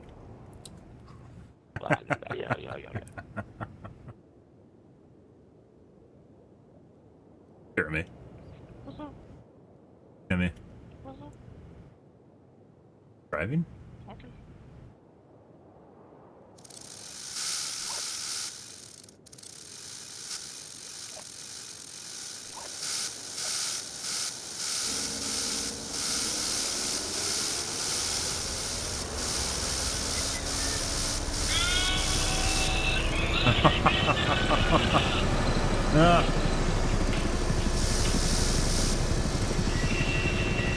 He's trying. He's trying, guys. That has to be so loud.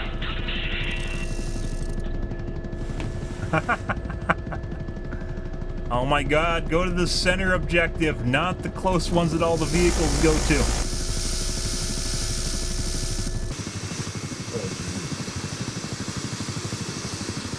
Ah, much better view. Very safe. Let's see if we can go to C. Go to the hard to take objective.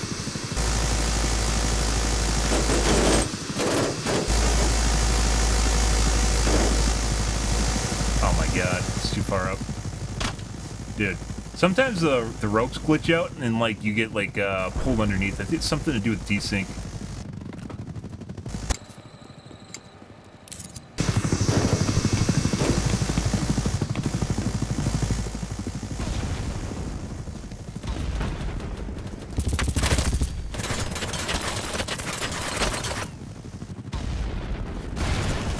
Sniper, that wasn't even the guy shooting at me.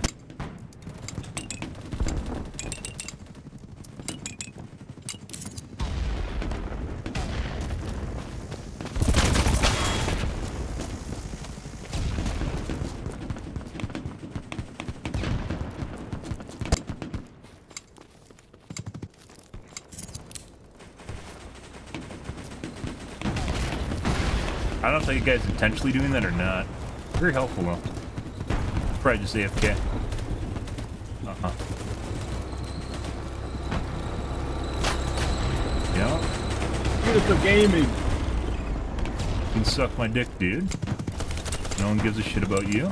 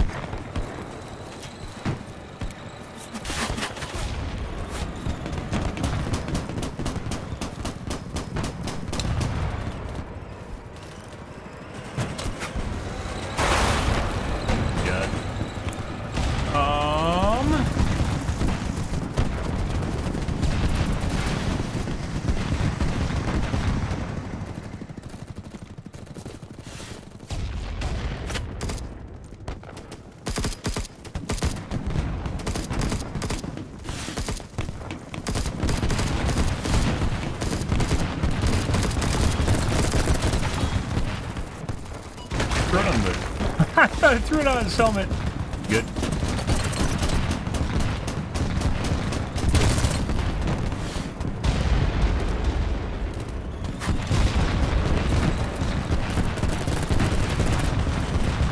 Dude, there's so much fucking shit in here. That guy was literally surrounded by my teammates just sitting there firing on a corner. No one cared.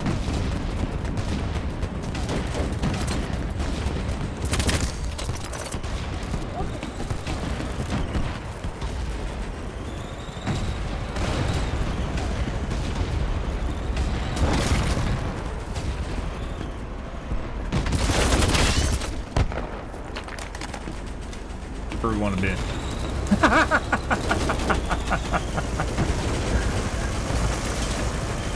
That is not where we want to be.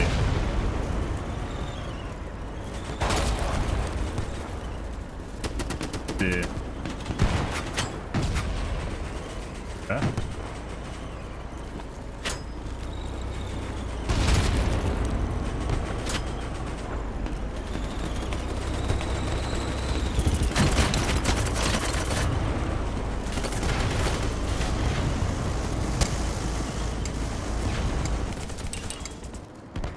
Dude, if you had a wall hack in this game, guys, would be so incredibly helpful. Like, half the problem in this game is finding where enemies are. Like, finding the lines and knowing where they are. Like, it's not even having a fucking aimbot. If you know exactly where someone is, it almost guarantees you, like, a kill. And that's particularly because the time to kill is so good. It's literally just who sees who first for the most part, and you just win.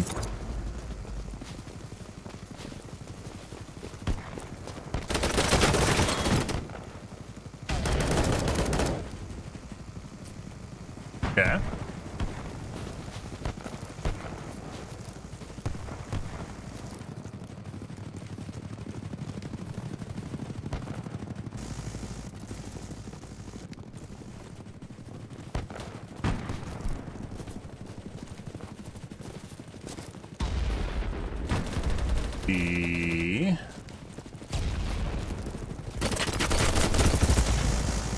Normally the battle rotates around C pretty heavily.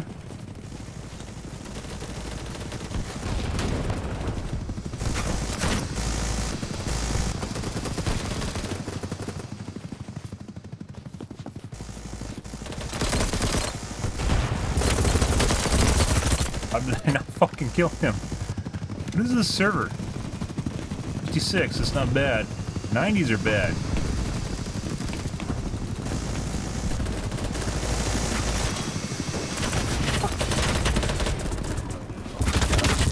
Fuck. Just running in. Then the trees across the railroad, guys.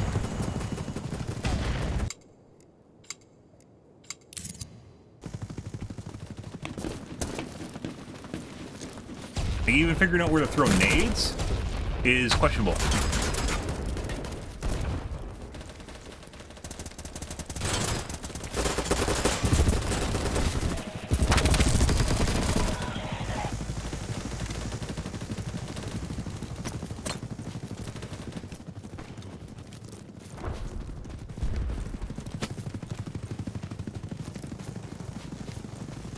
It's there, velocity now.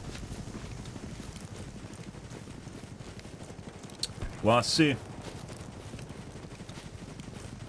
They came from opposite side. Maybe we'll take the stubby off. It's like the shots I was trying to hit with the stubby, the downsides of the stubby just in and of itself. Trying to be something this gun's not.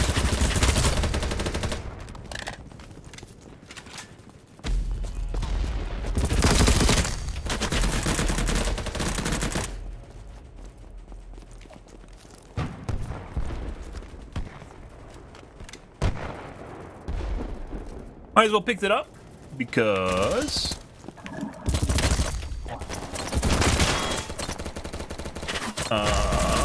we can reload it anyways. Let's take off the stubby. Ba-ding!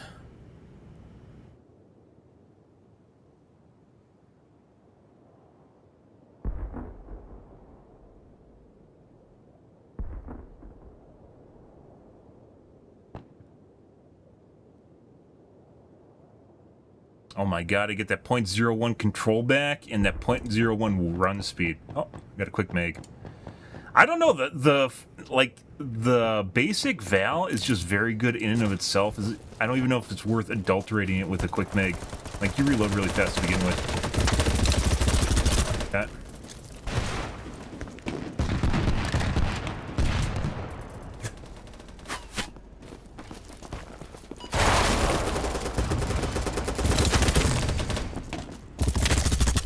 No, it definitely bounces a lot more now. Range we're using it at?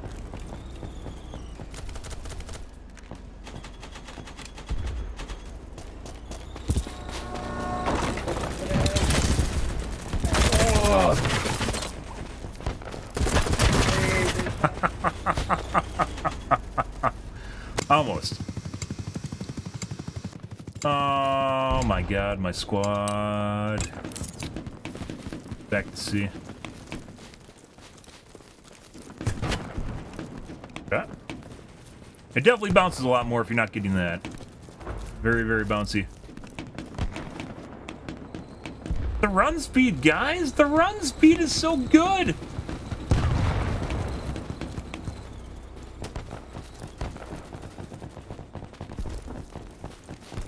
Good.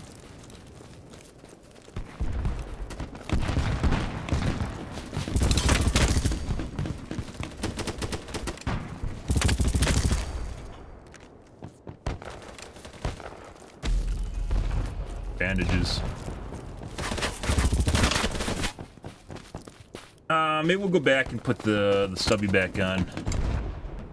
Stubby's just really good all-rounder. That's better. What do we lose? Reload time, draw speed. Still trying to figure out if draw speed oh, we got a fast mag on it too. That would also do it.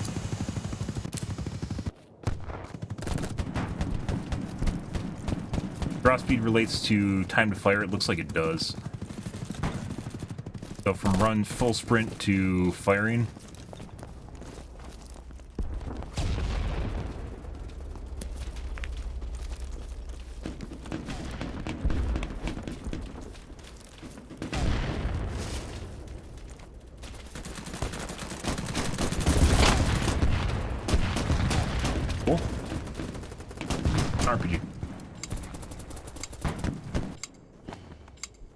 Guess we'll go over here.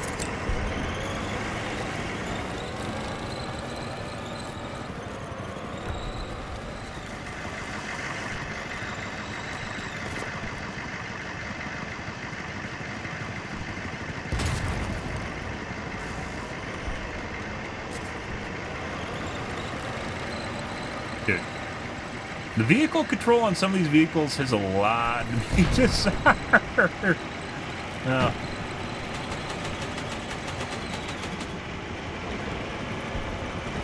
Yeah. Okay.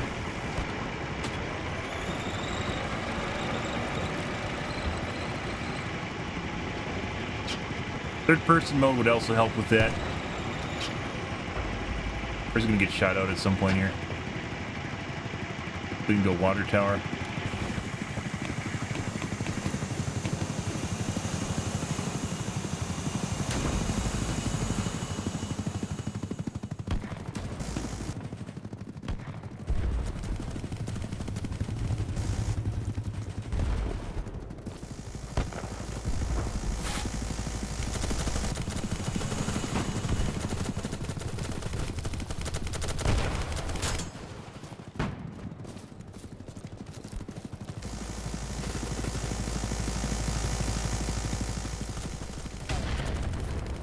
I don't even know what the fuck they're shooting at. The helicopter, maybe? Yeah. I assume that's where you get in the vehicle. Gunner position. Yeah.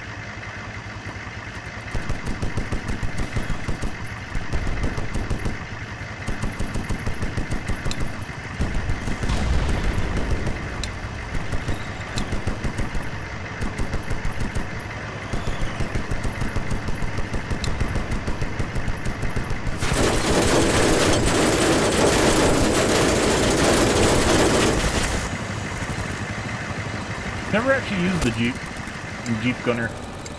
So apparently the thing is to get over the top of the gunner so they can't shoot you. It also doesn't look like the gun overheats, so there's no point in actually holding it down.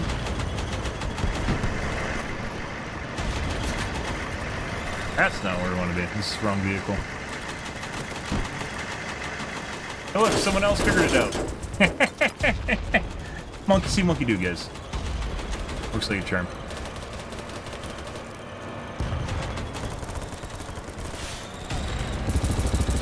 Dude, this is fucking bouncy as shit. What the fuck's going on here? Fuck, did I just get shot by?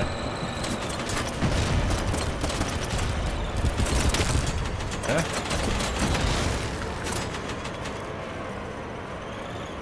They're allied vehicles, aren't they?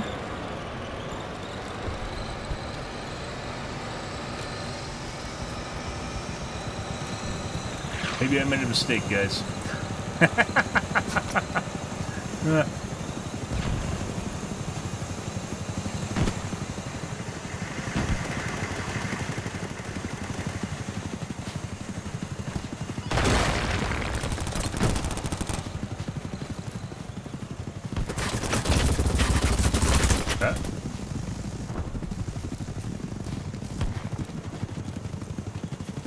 I don't know if we're keeping this. There must be, I think it's control maybe that I completely messed up by using this thing. The stats are better.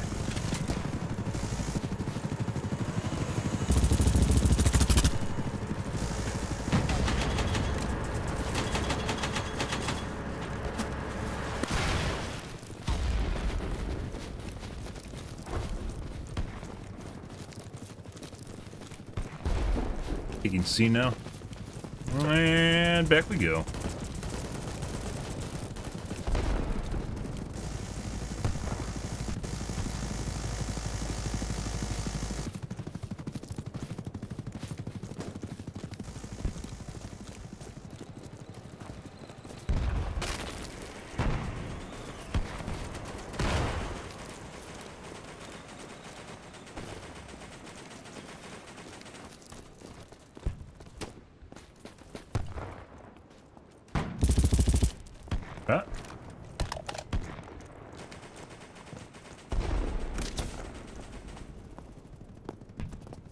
Who's that?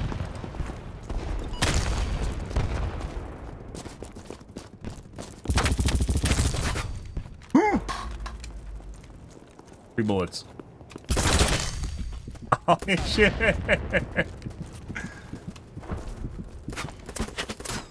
Fucking dream. Let's run. And run.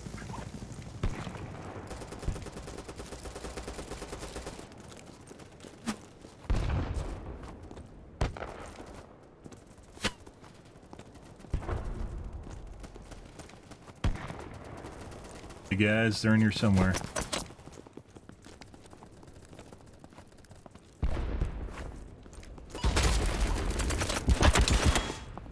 What?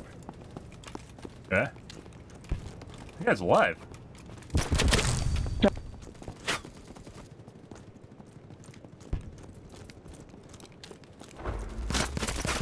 I just walked past a teammate.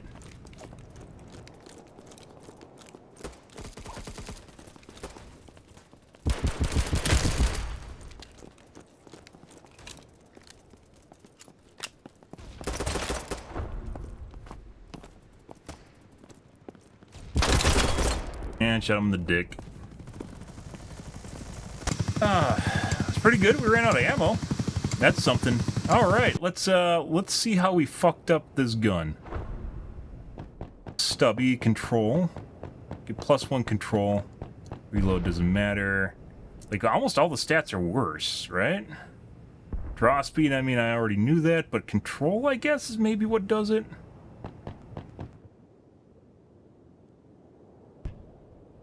Oh, it's like identical to no stats. Maybe it's actually just the quick mag is just that bad. It's not. So unbalanced sometimes.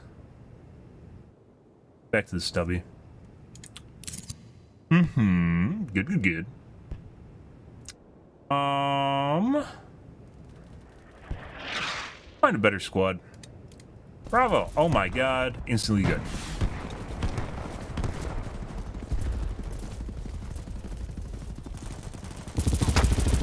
That still bounces so much. Maybe it's just his gun? I swear to God, the VAL didn't feel as bad yesterday.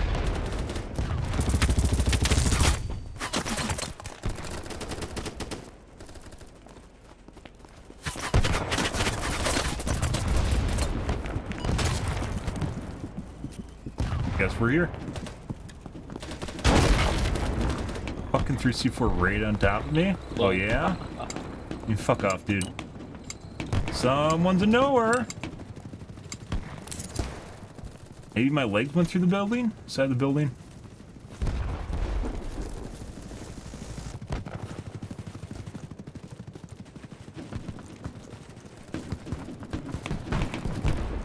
Sometimes that happens when you spin around on the ground, they can see your legs.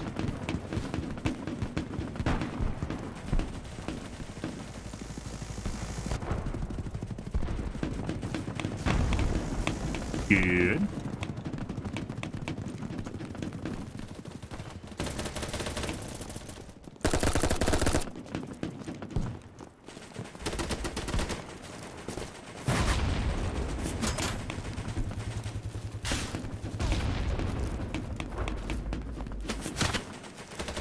Huh? Like, we used the VAL, like, pretty much all yesterday, and it did not feel like it had problems at long range.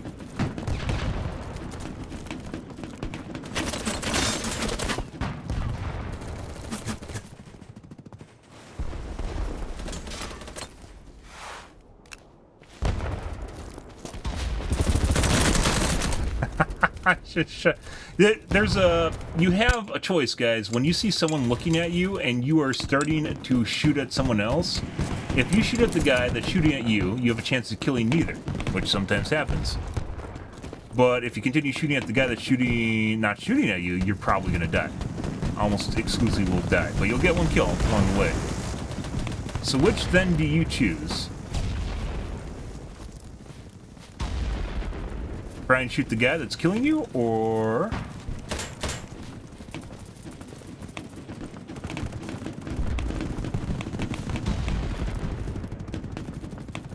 guy that you're probably gonna kill.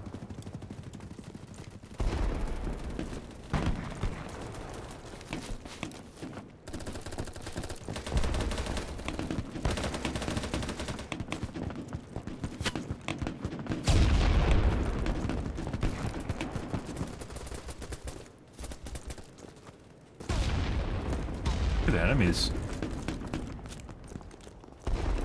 Do we have all the back points? I guess let's circle around the other side, see.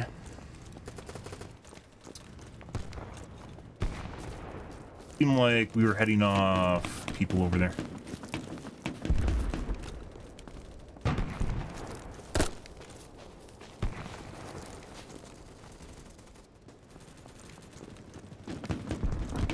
Block fire down the hallway.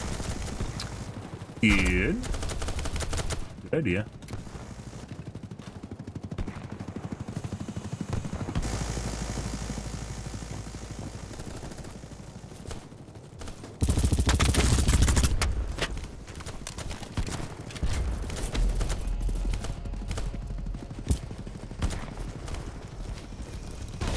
He's driving a car. Yeah.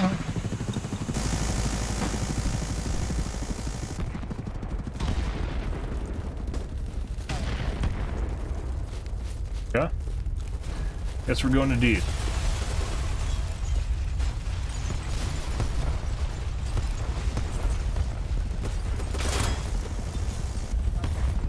Definitely a guy here.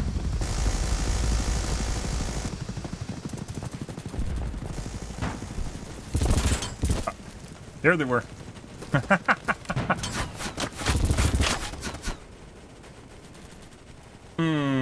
Good.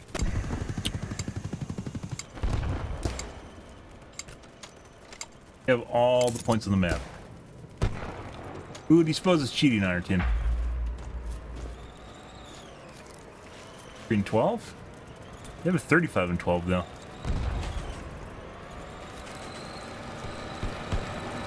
Usually with the, is it? Oh, it's a 74. We're gonna leave, guys. This is a 74 person server. It's not 74. It is 127 people that dwindled to 70 per team. That match is going to take forever, and it's not very enjoyable because the match is so big. The problem with late night servers, guys, is like the population will dwindle out of the servers, and then you end up with that, which is basically a 70-person server with, excuse me, a 64-person server with a shitload of tickets and a huge map, which is not fun.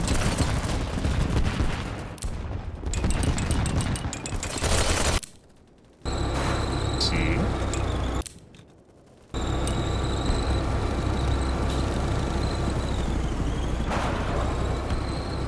And we don't do nighttime. Next game. Nighttime is just cheating, and even putting aside actual cheating is people that just give their monitor a nice little reach around, guys. You just go around the edge there, you just give a little click on your little dial pad back there, and all of a sudden you have gamma of daytime. Daytime gamma. I think twilight nighttime works best if there is a nighttime, so like full moon nighttime, or like sunset or dusk or dawn. I really want to do that. I don't know, guys. Not really. I was big into the VAL, and it honestly just feels like we're losing fights now with it. We weren't yesterday. Let's just go back to the default VAL. What I started with. Maybe I fucked it up.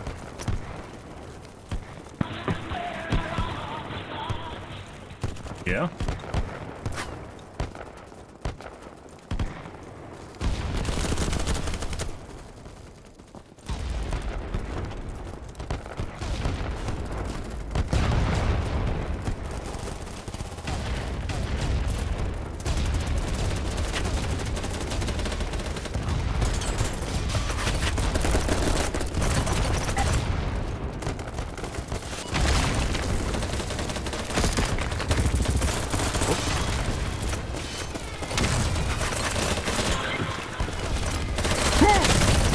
Oh, I got it off! Yes!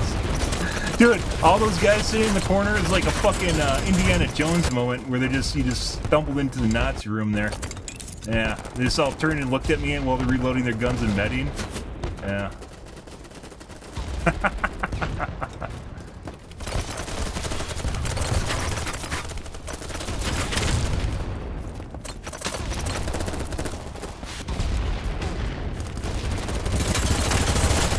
I don't know, guys. Why did he take so many? Is this a 90? 37. What's going on here with my hit reg, guys?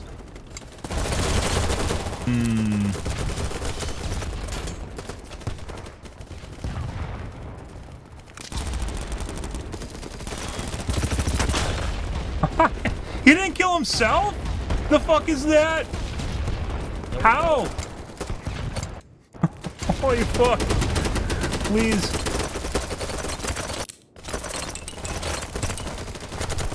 Oh, there's an RPG guy, guys.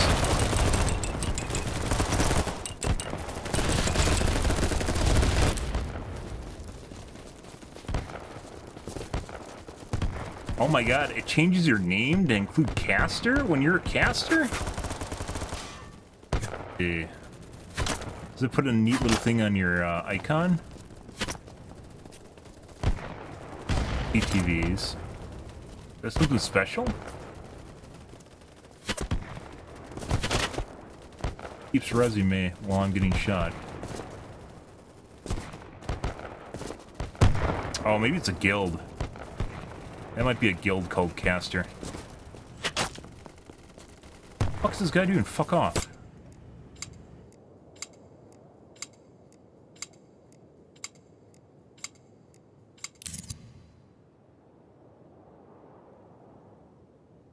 I think the guild's actually called Caster. Yeah. So I don't think that's actually something special for streaming.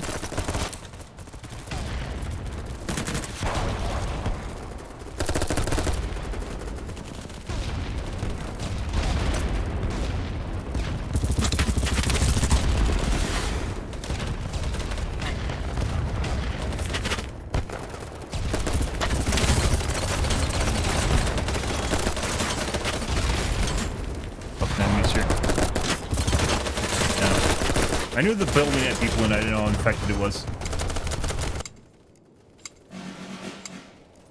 Uh-oh.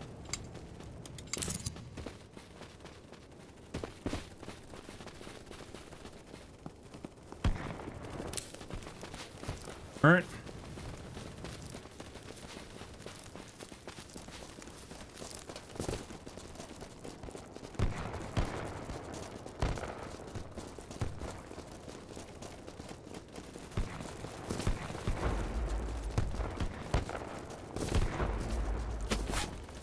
I even know there's a new Steam overlay. I haven't, That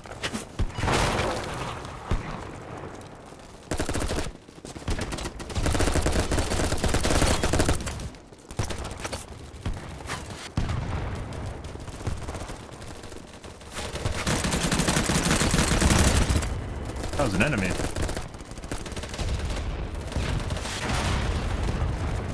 There's a manhole cover here somewhere.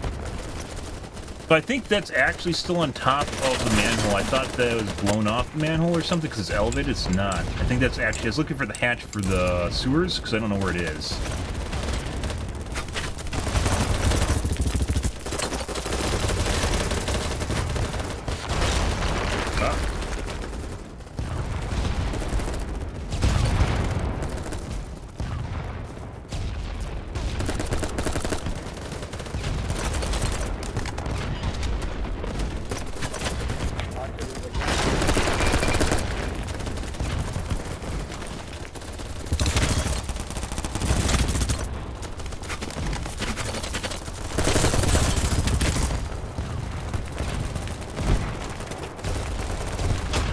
No!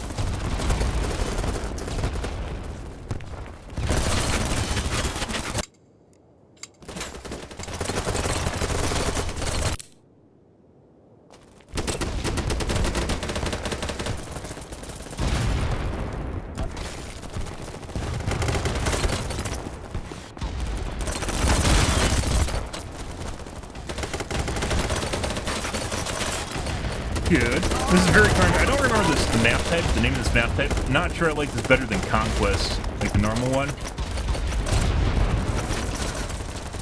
Just too grindery.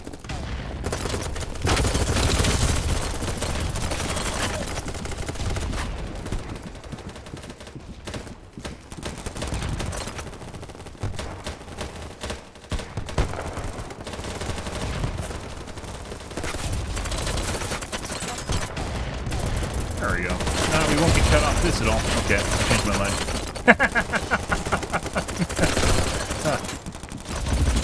Okay, alright. Like trying to swim upstream, guys. Or trout swimming upstream to spawn. Wait, what? Yeah.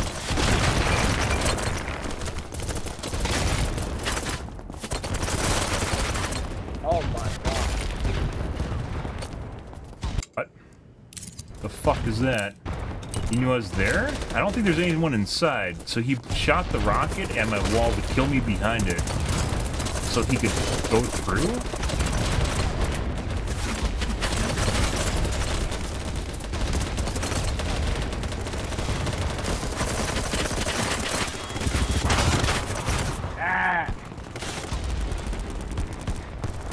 Okay, I guess we're alive again.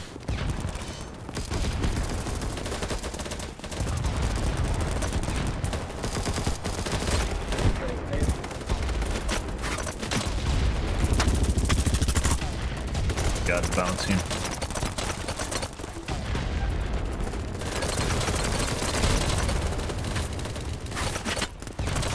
Oh my god. The moment I looked in front of him, guys, he turned and looked at me. Which is ESP. Usually ESP. And ESP, if you guys don't know, is where it draws a line from your barrel or right in front, like straight out. So you can see people like behind you that are looking at you. Around the corners and shit like that.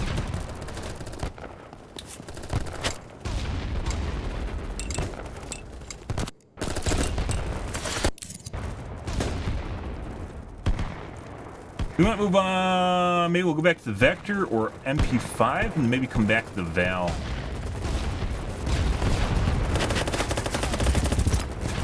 Like, at long range, this feels too jumpy.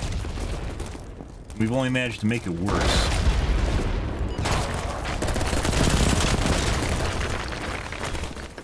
I think we're -2 for, let's just go back to what everyone else uses, which is the Vector.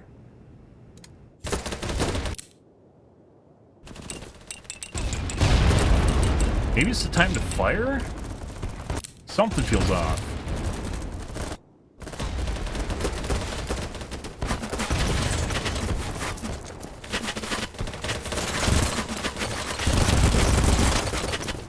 The fuck is... He was turned around! The fuck is that?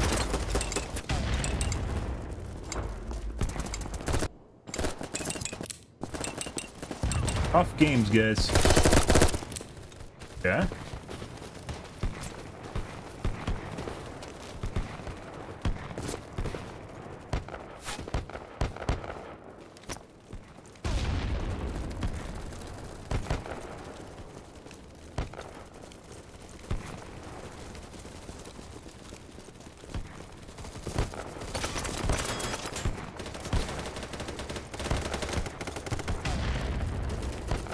Friendly. What is this then? Yeah, right there.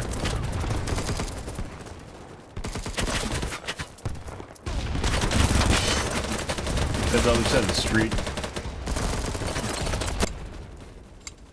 I believe there's a guy inside of the building that we were at, but then there's also people across the street covering the guy inside the building.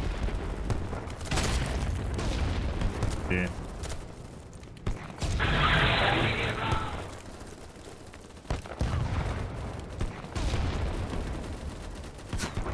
They're in that building right there? Yeah.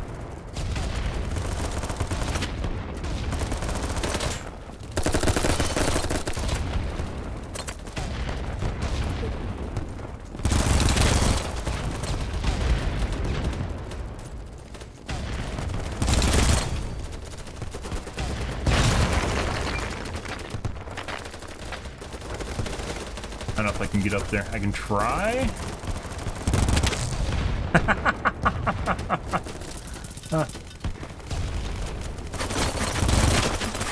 I can try, but I don't... So, like, this is the weird thing, is, like, why is it so controllable compared to... I think the stats are worse than the VAL, too. Like, the recoil and control are worse than the VAL.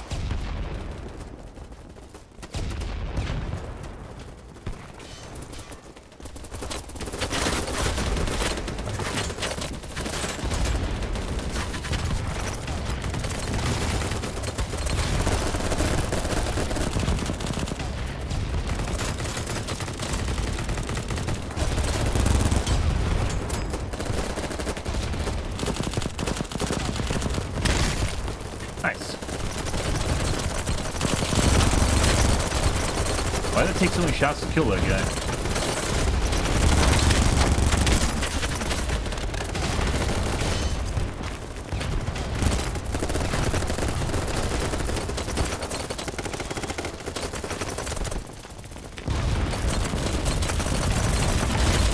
Danny! Ah!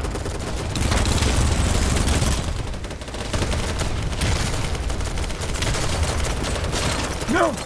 I think I ran out of C4, guys. How'd they survive? I don't know.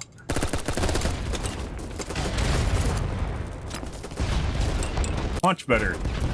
So I don't know, guys. Like yesterday, it feels like the VAL, like when you get to medium range, it just gets really, really unstable. But it didn't feel that way yesterday. Not sure. Oh my God, Idawin, good evening. What gun is that? This is the Vector. Or were we talking about the VAL? You can see in the bottom right corner, it tells you the name.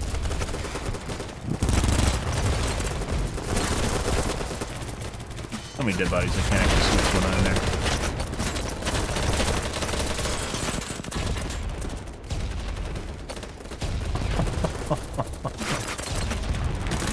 No time. There's no time to do anything. It's only C4 time.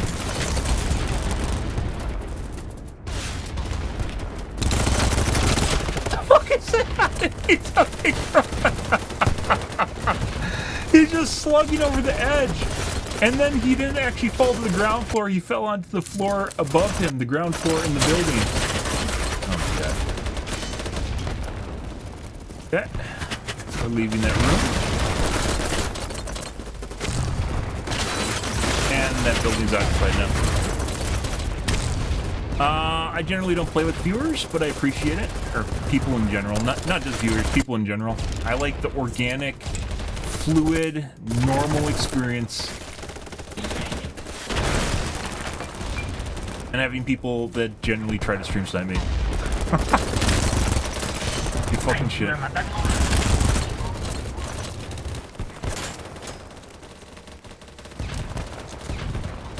That's where they were. Oh my God. Right when I think I'm safe, guys, I'm not. Yeah. You don't really notice it right away. You have to look for it. It's like part of the HUD that you just don't notice is down there.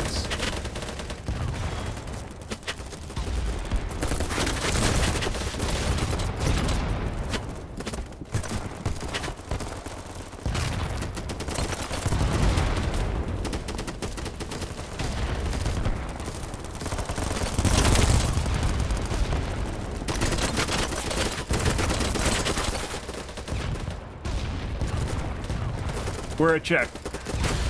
Swear I checked, guys.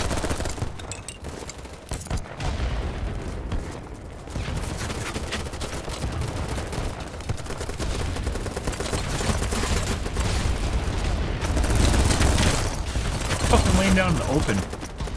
What the fuck?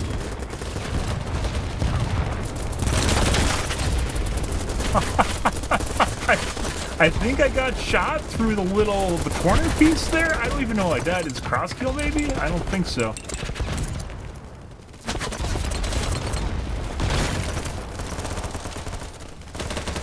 Yep. You start chucking mags. My fucking. What the fuck? He just C4'd me? How do you know? What? Yeah. Nowhere? So that guy is possibly cheating. He knew I was throwing C4 outside and he Me Too'd me. He just did it back to me because obviously it'd kill me. That's very weird.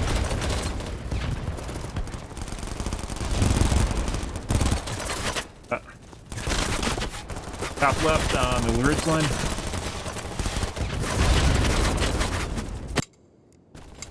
I feel dirty using the Vector, guys, but it's, I don't know, the VAL, something's not feeling right on the VAL. It started out feeling good, and then it wasn't. And RPG.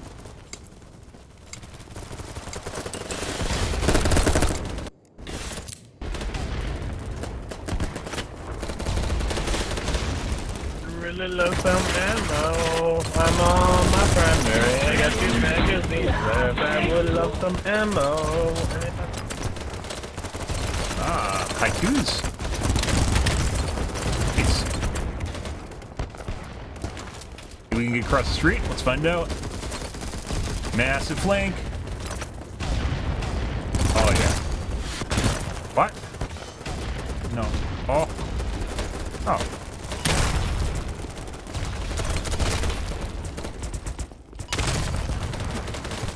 Nice.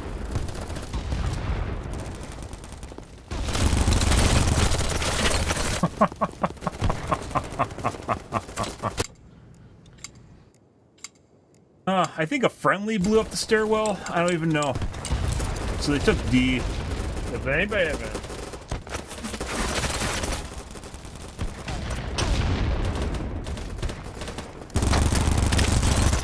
guy on the ground's dead.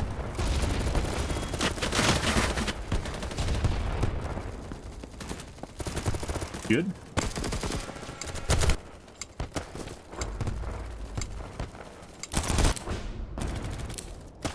That's not good.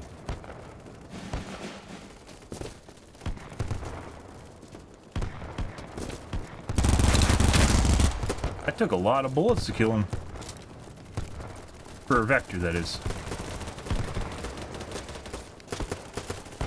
I would love to go to the right, but we need to go to the left for the spawn point. If we lose the city, it's going to get really nasty.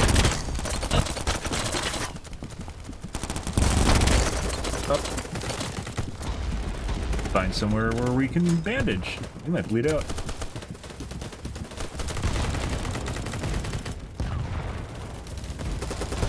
Ah.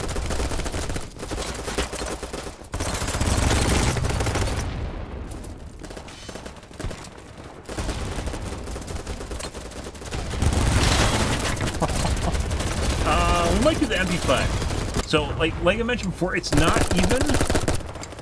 It's not even. Is this 120? It is. It's not even the damage the vector does.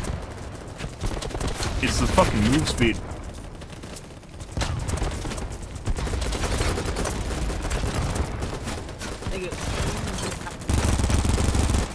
That over there.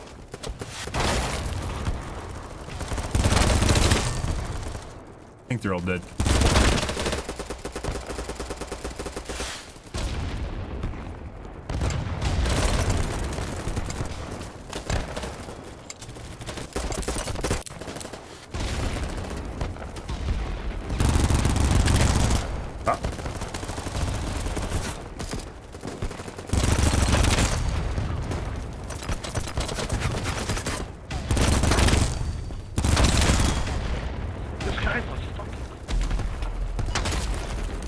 Still fucking alive.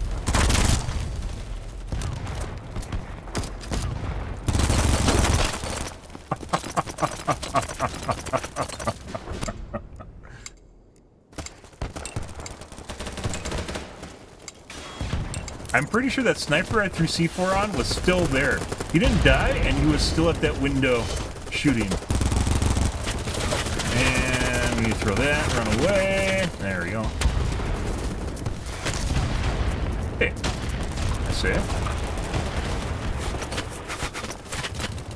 Not good. We aren't actually rezzing these guys. We're about to get C4 here.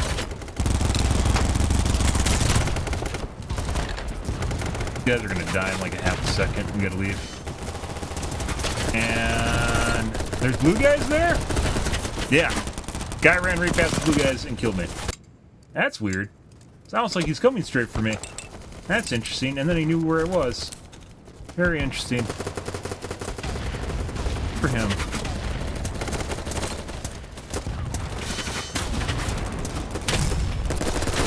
Oh, didn't get it.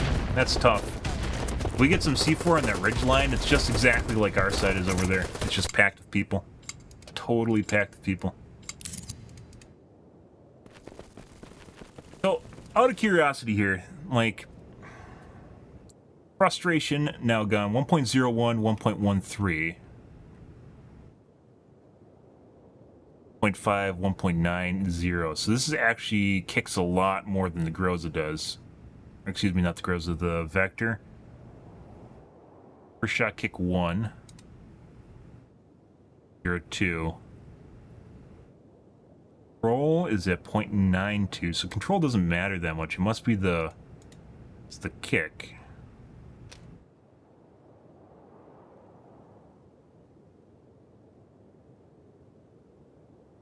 Horizontal kick then? Where's my giant can? There it is. Then we lose two run speed, 0.02 run speed.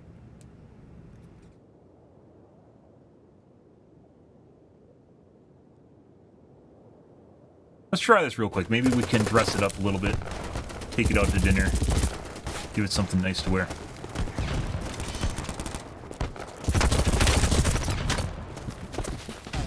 Look, there's a bunch of guys here. Almost. I almost got that C4 out. Very close.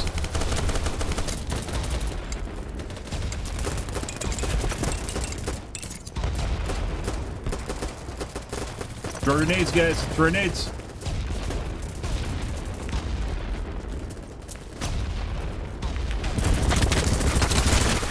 Did I kill that other guy? No, he's still alive with his helmet off. I thought it was pretty stable. It kind of felt stable. I guess it's not. Maybe it's just the fucking, like how quiet it is. Right side, guys. Right side, right side. Down on the side, right side, right side. Right side. I'm coming up the right. They're coming up right side. Oh my god. They're behind us.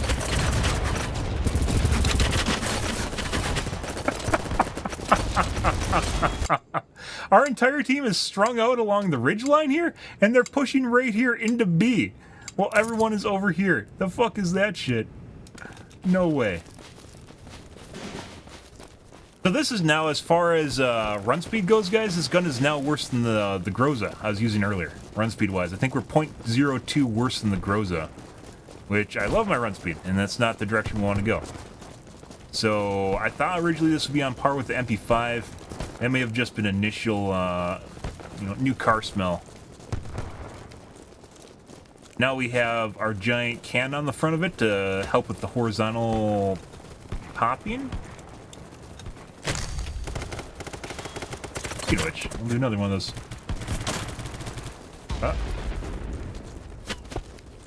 Far right, sniper's far right. Okay, I guess we'll keep healing.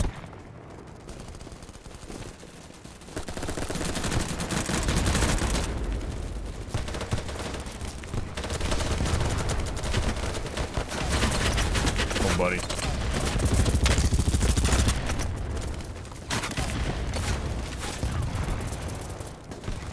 Someone heal me? Get down there.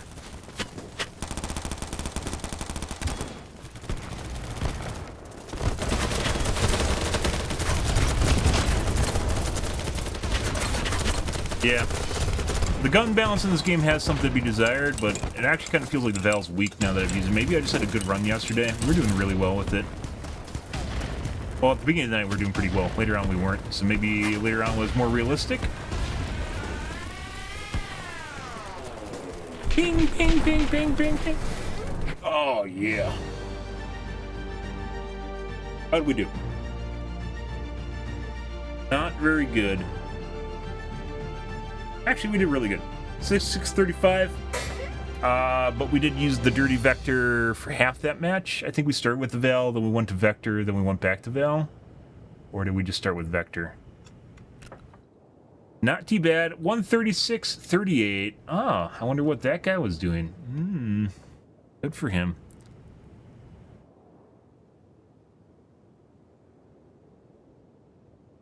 There is absolutely no incentive in this game, guys. No monetary incentive to do well. In any video game.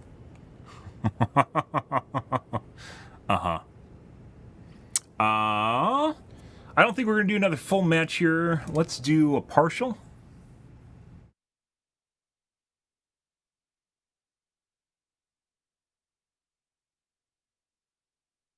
See what we can find.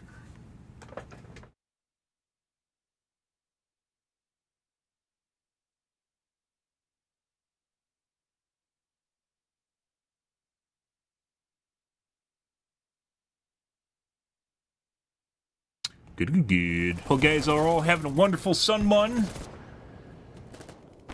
Good to me.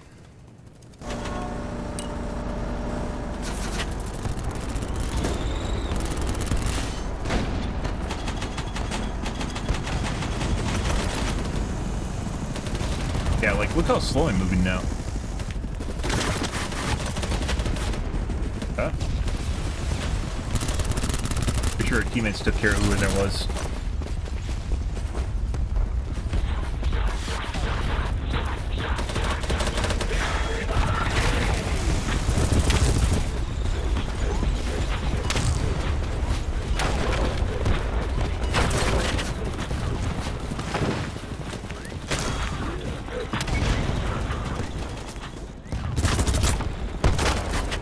I ran out of bullets. I appreciate that guy telling me exactly where they were. That was very, very useful. Very useful game knowledge. Yeah, so while this gun might be acceptable now, it is... I almost thought I killed someone with the VAL. It is so slow. And I don't think it really has any upsides. I think I just dropped down the stairwell. I don't think I have any upsides of using it right now.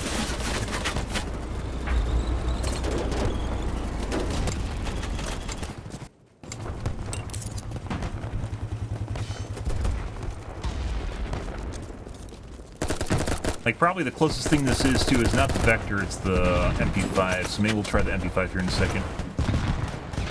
I don't think we're going to max this gun out.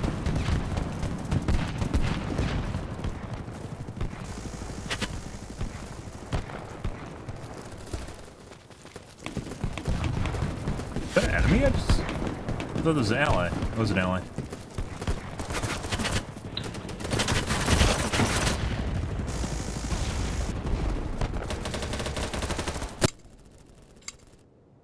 The difference in this game, guys, between using a good gun and a bad gun is like light years apart. Oh my god, I'm so fast now. Oh my god, look at me go. Like the fucking wind. Oh, I got behind him. I was so fast I actually ran behind the vehicle.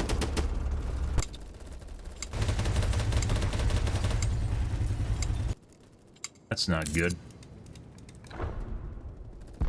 In our hubris, guys, we have managed to...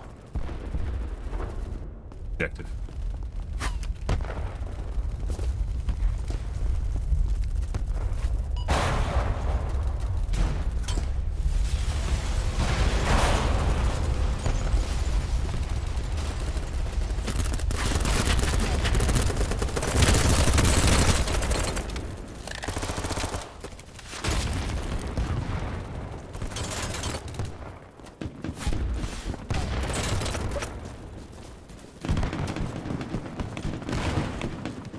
Better.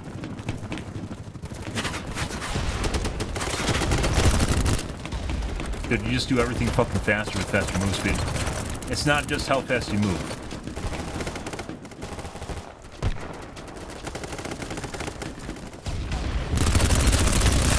Yeah. Have fun with my teammates. How are you alive?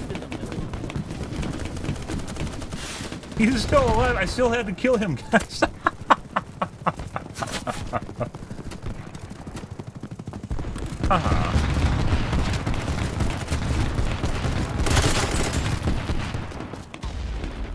Okay. Our teammates have a little bit to be desired. They have a wee bit of desirability here as far as what they can accomplish.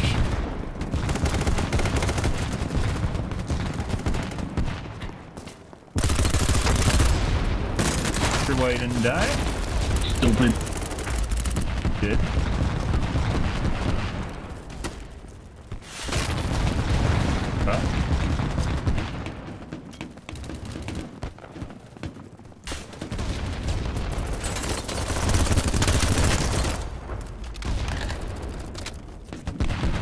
From my mags now.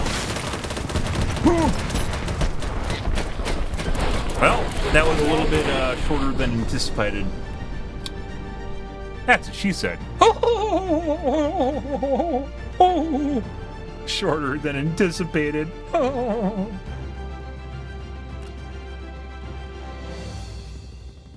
It's okay to laugh, guys. I know I'm punny.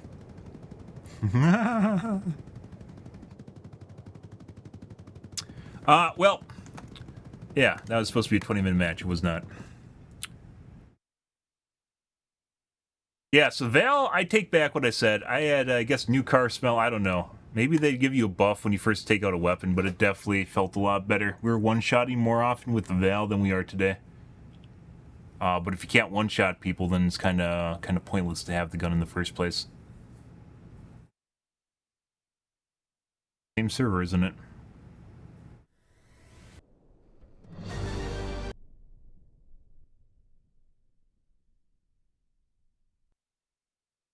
Maybe that's a sign.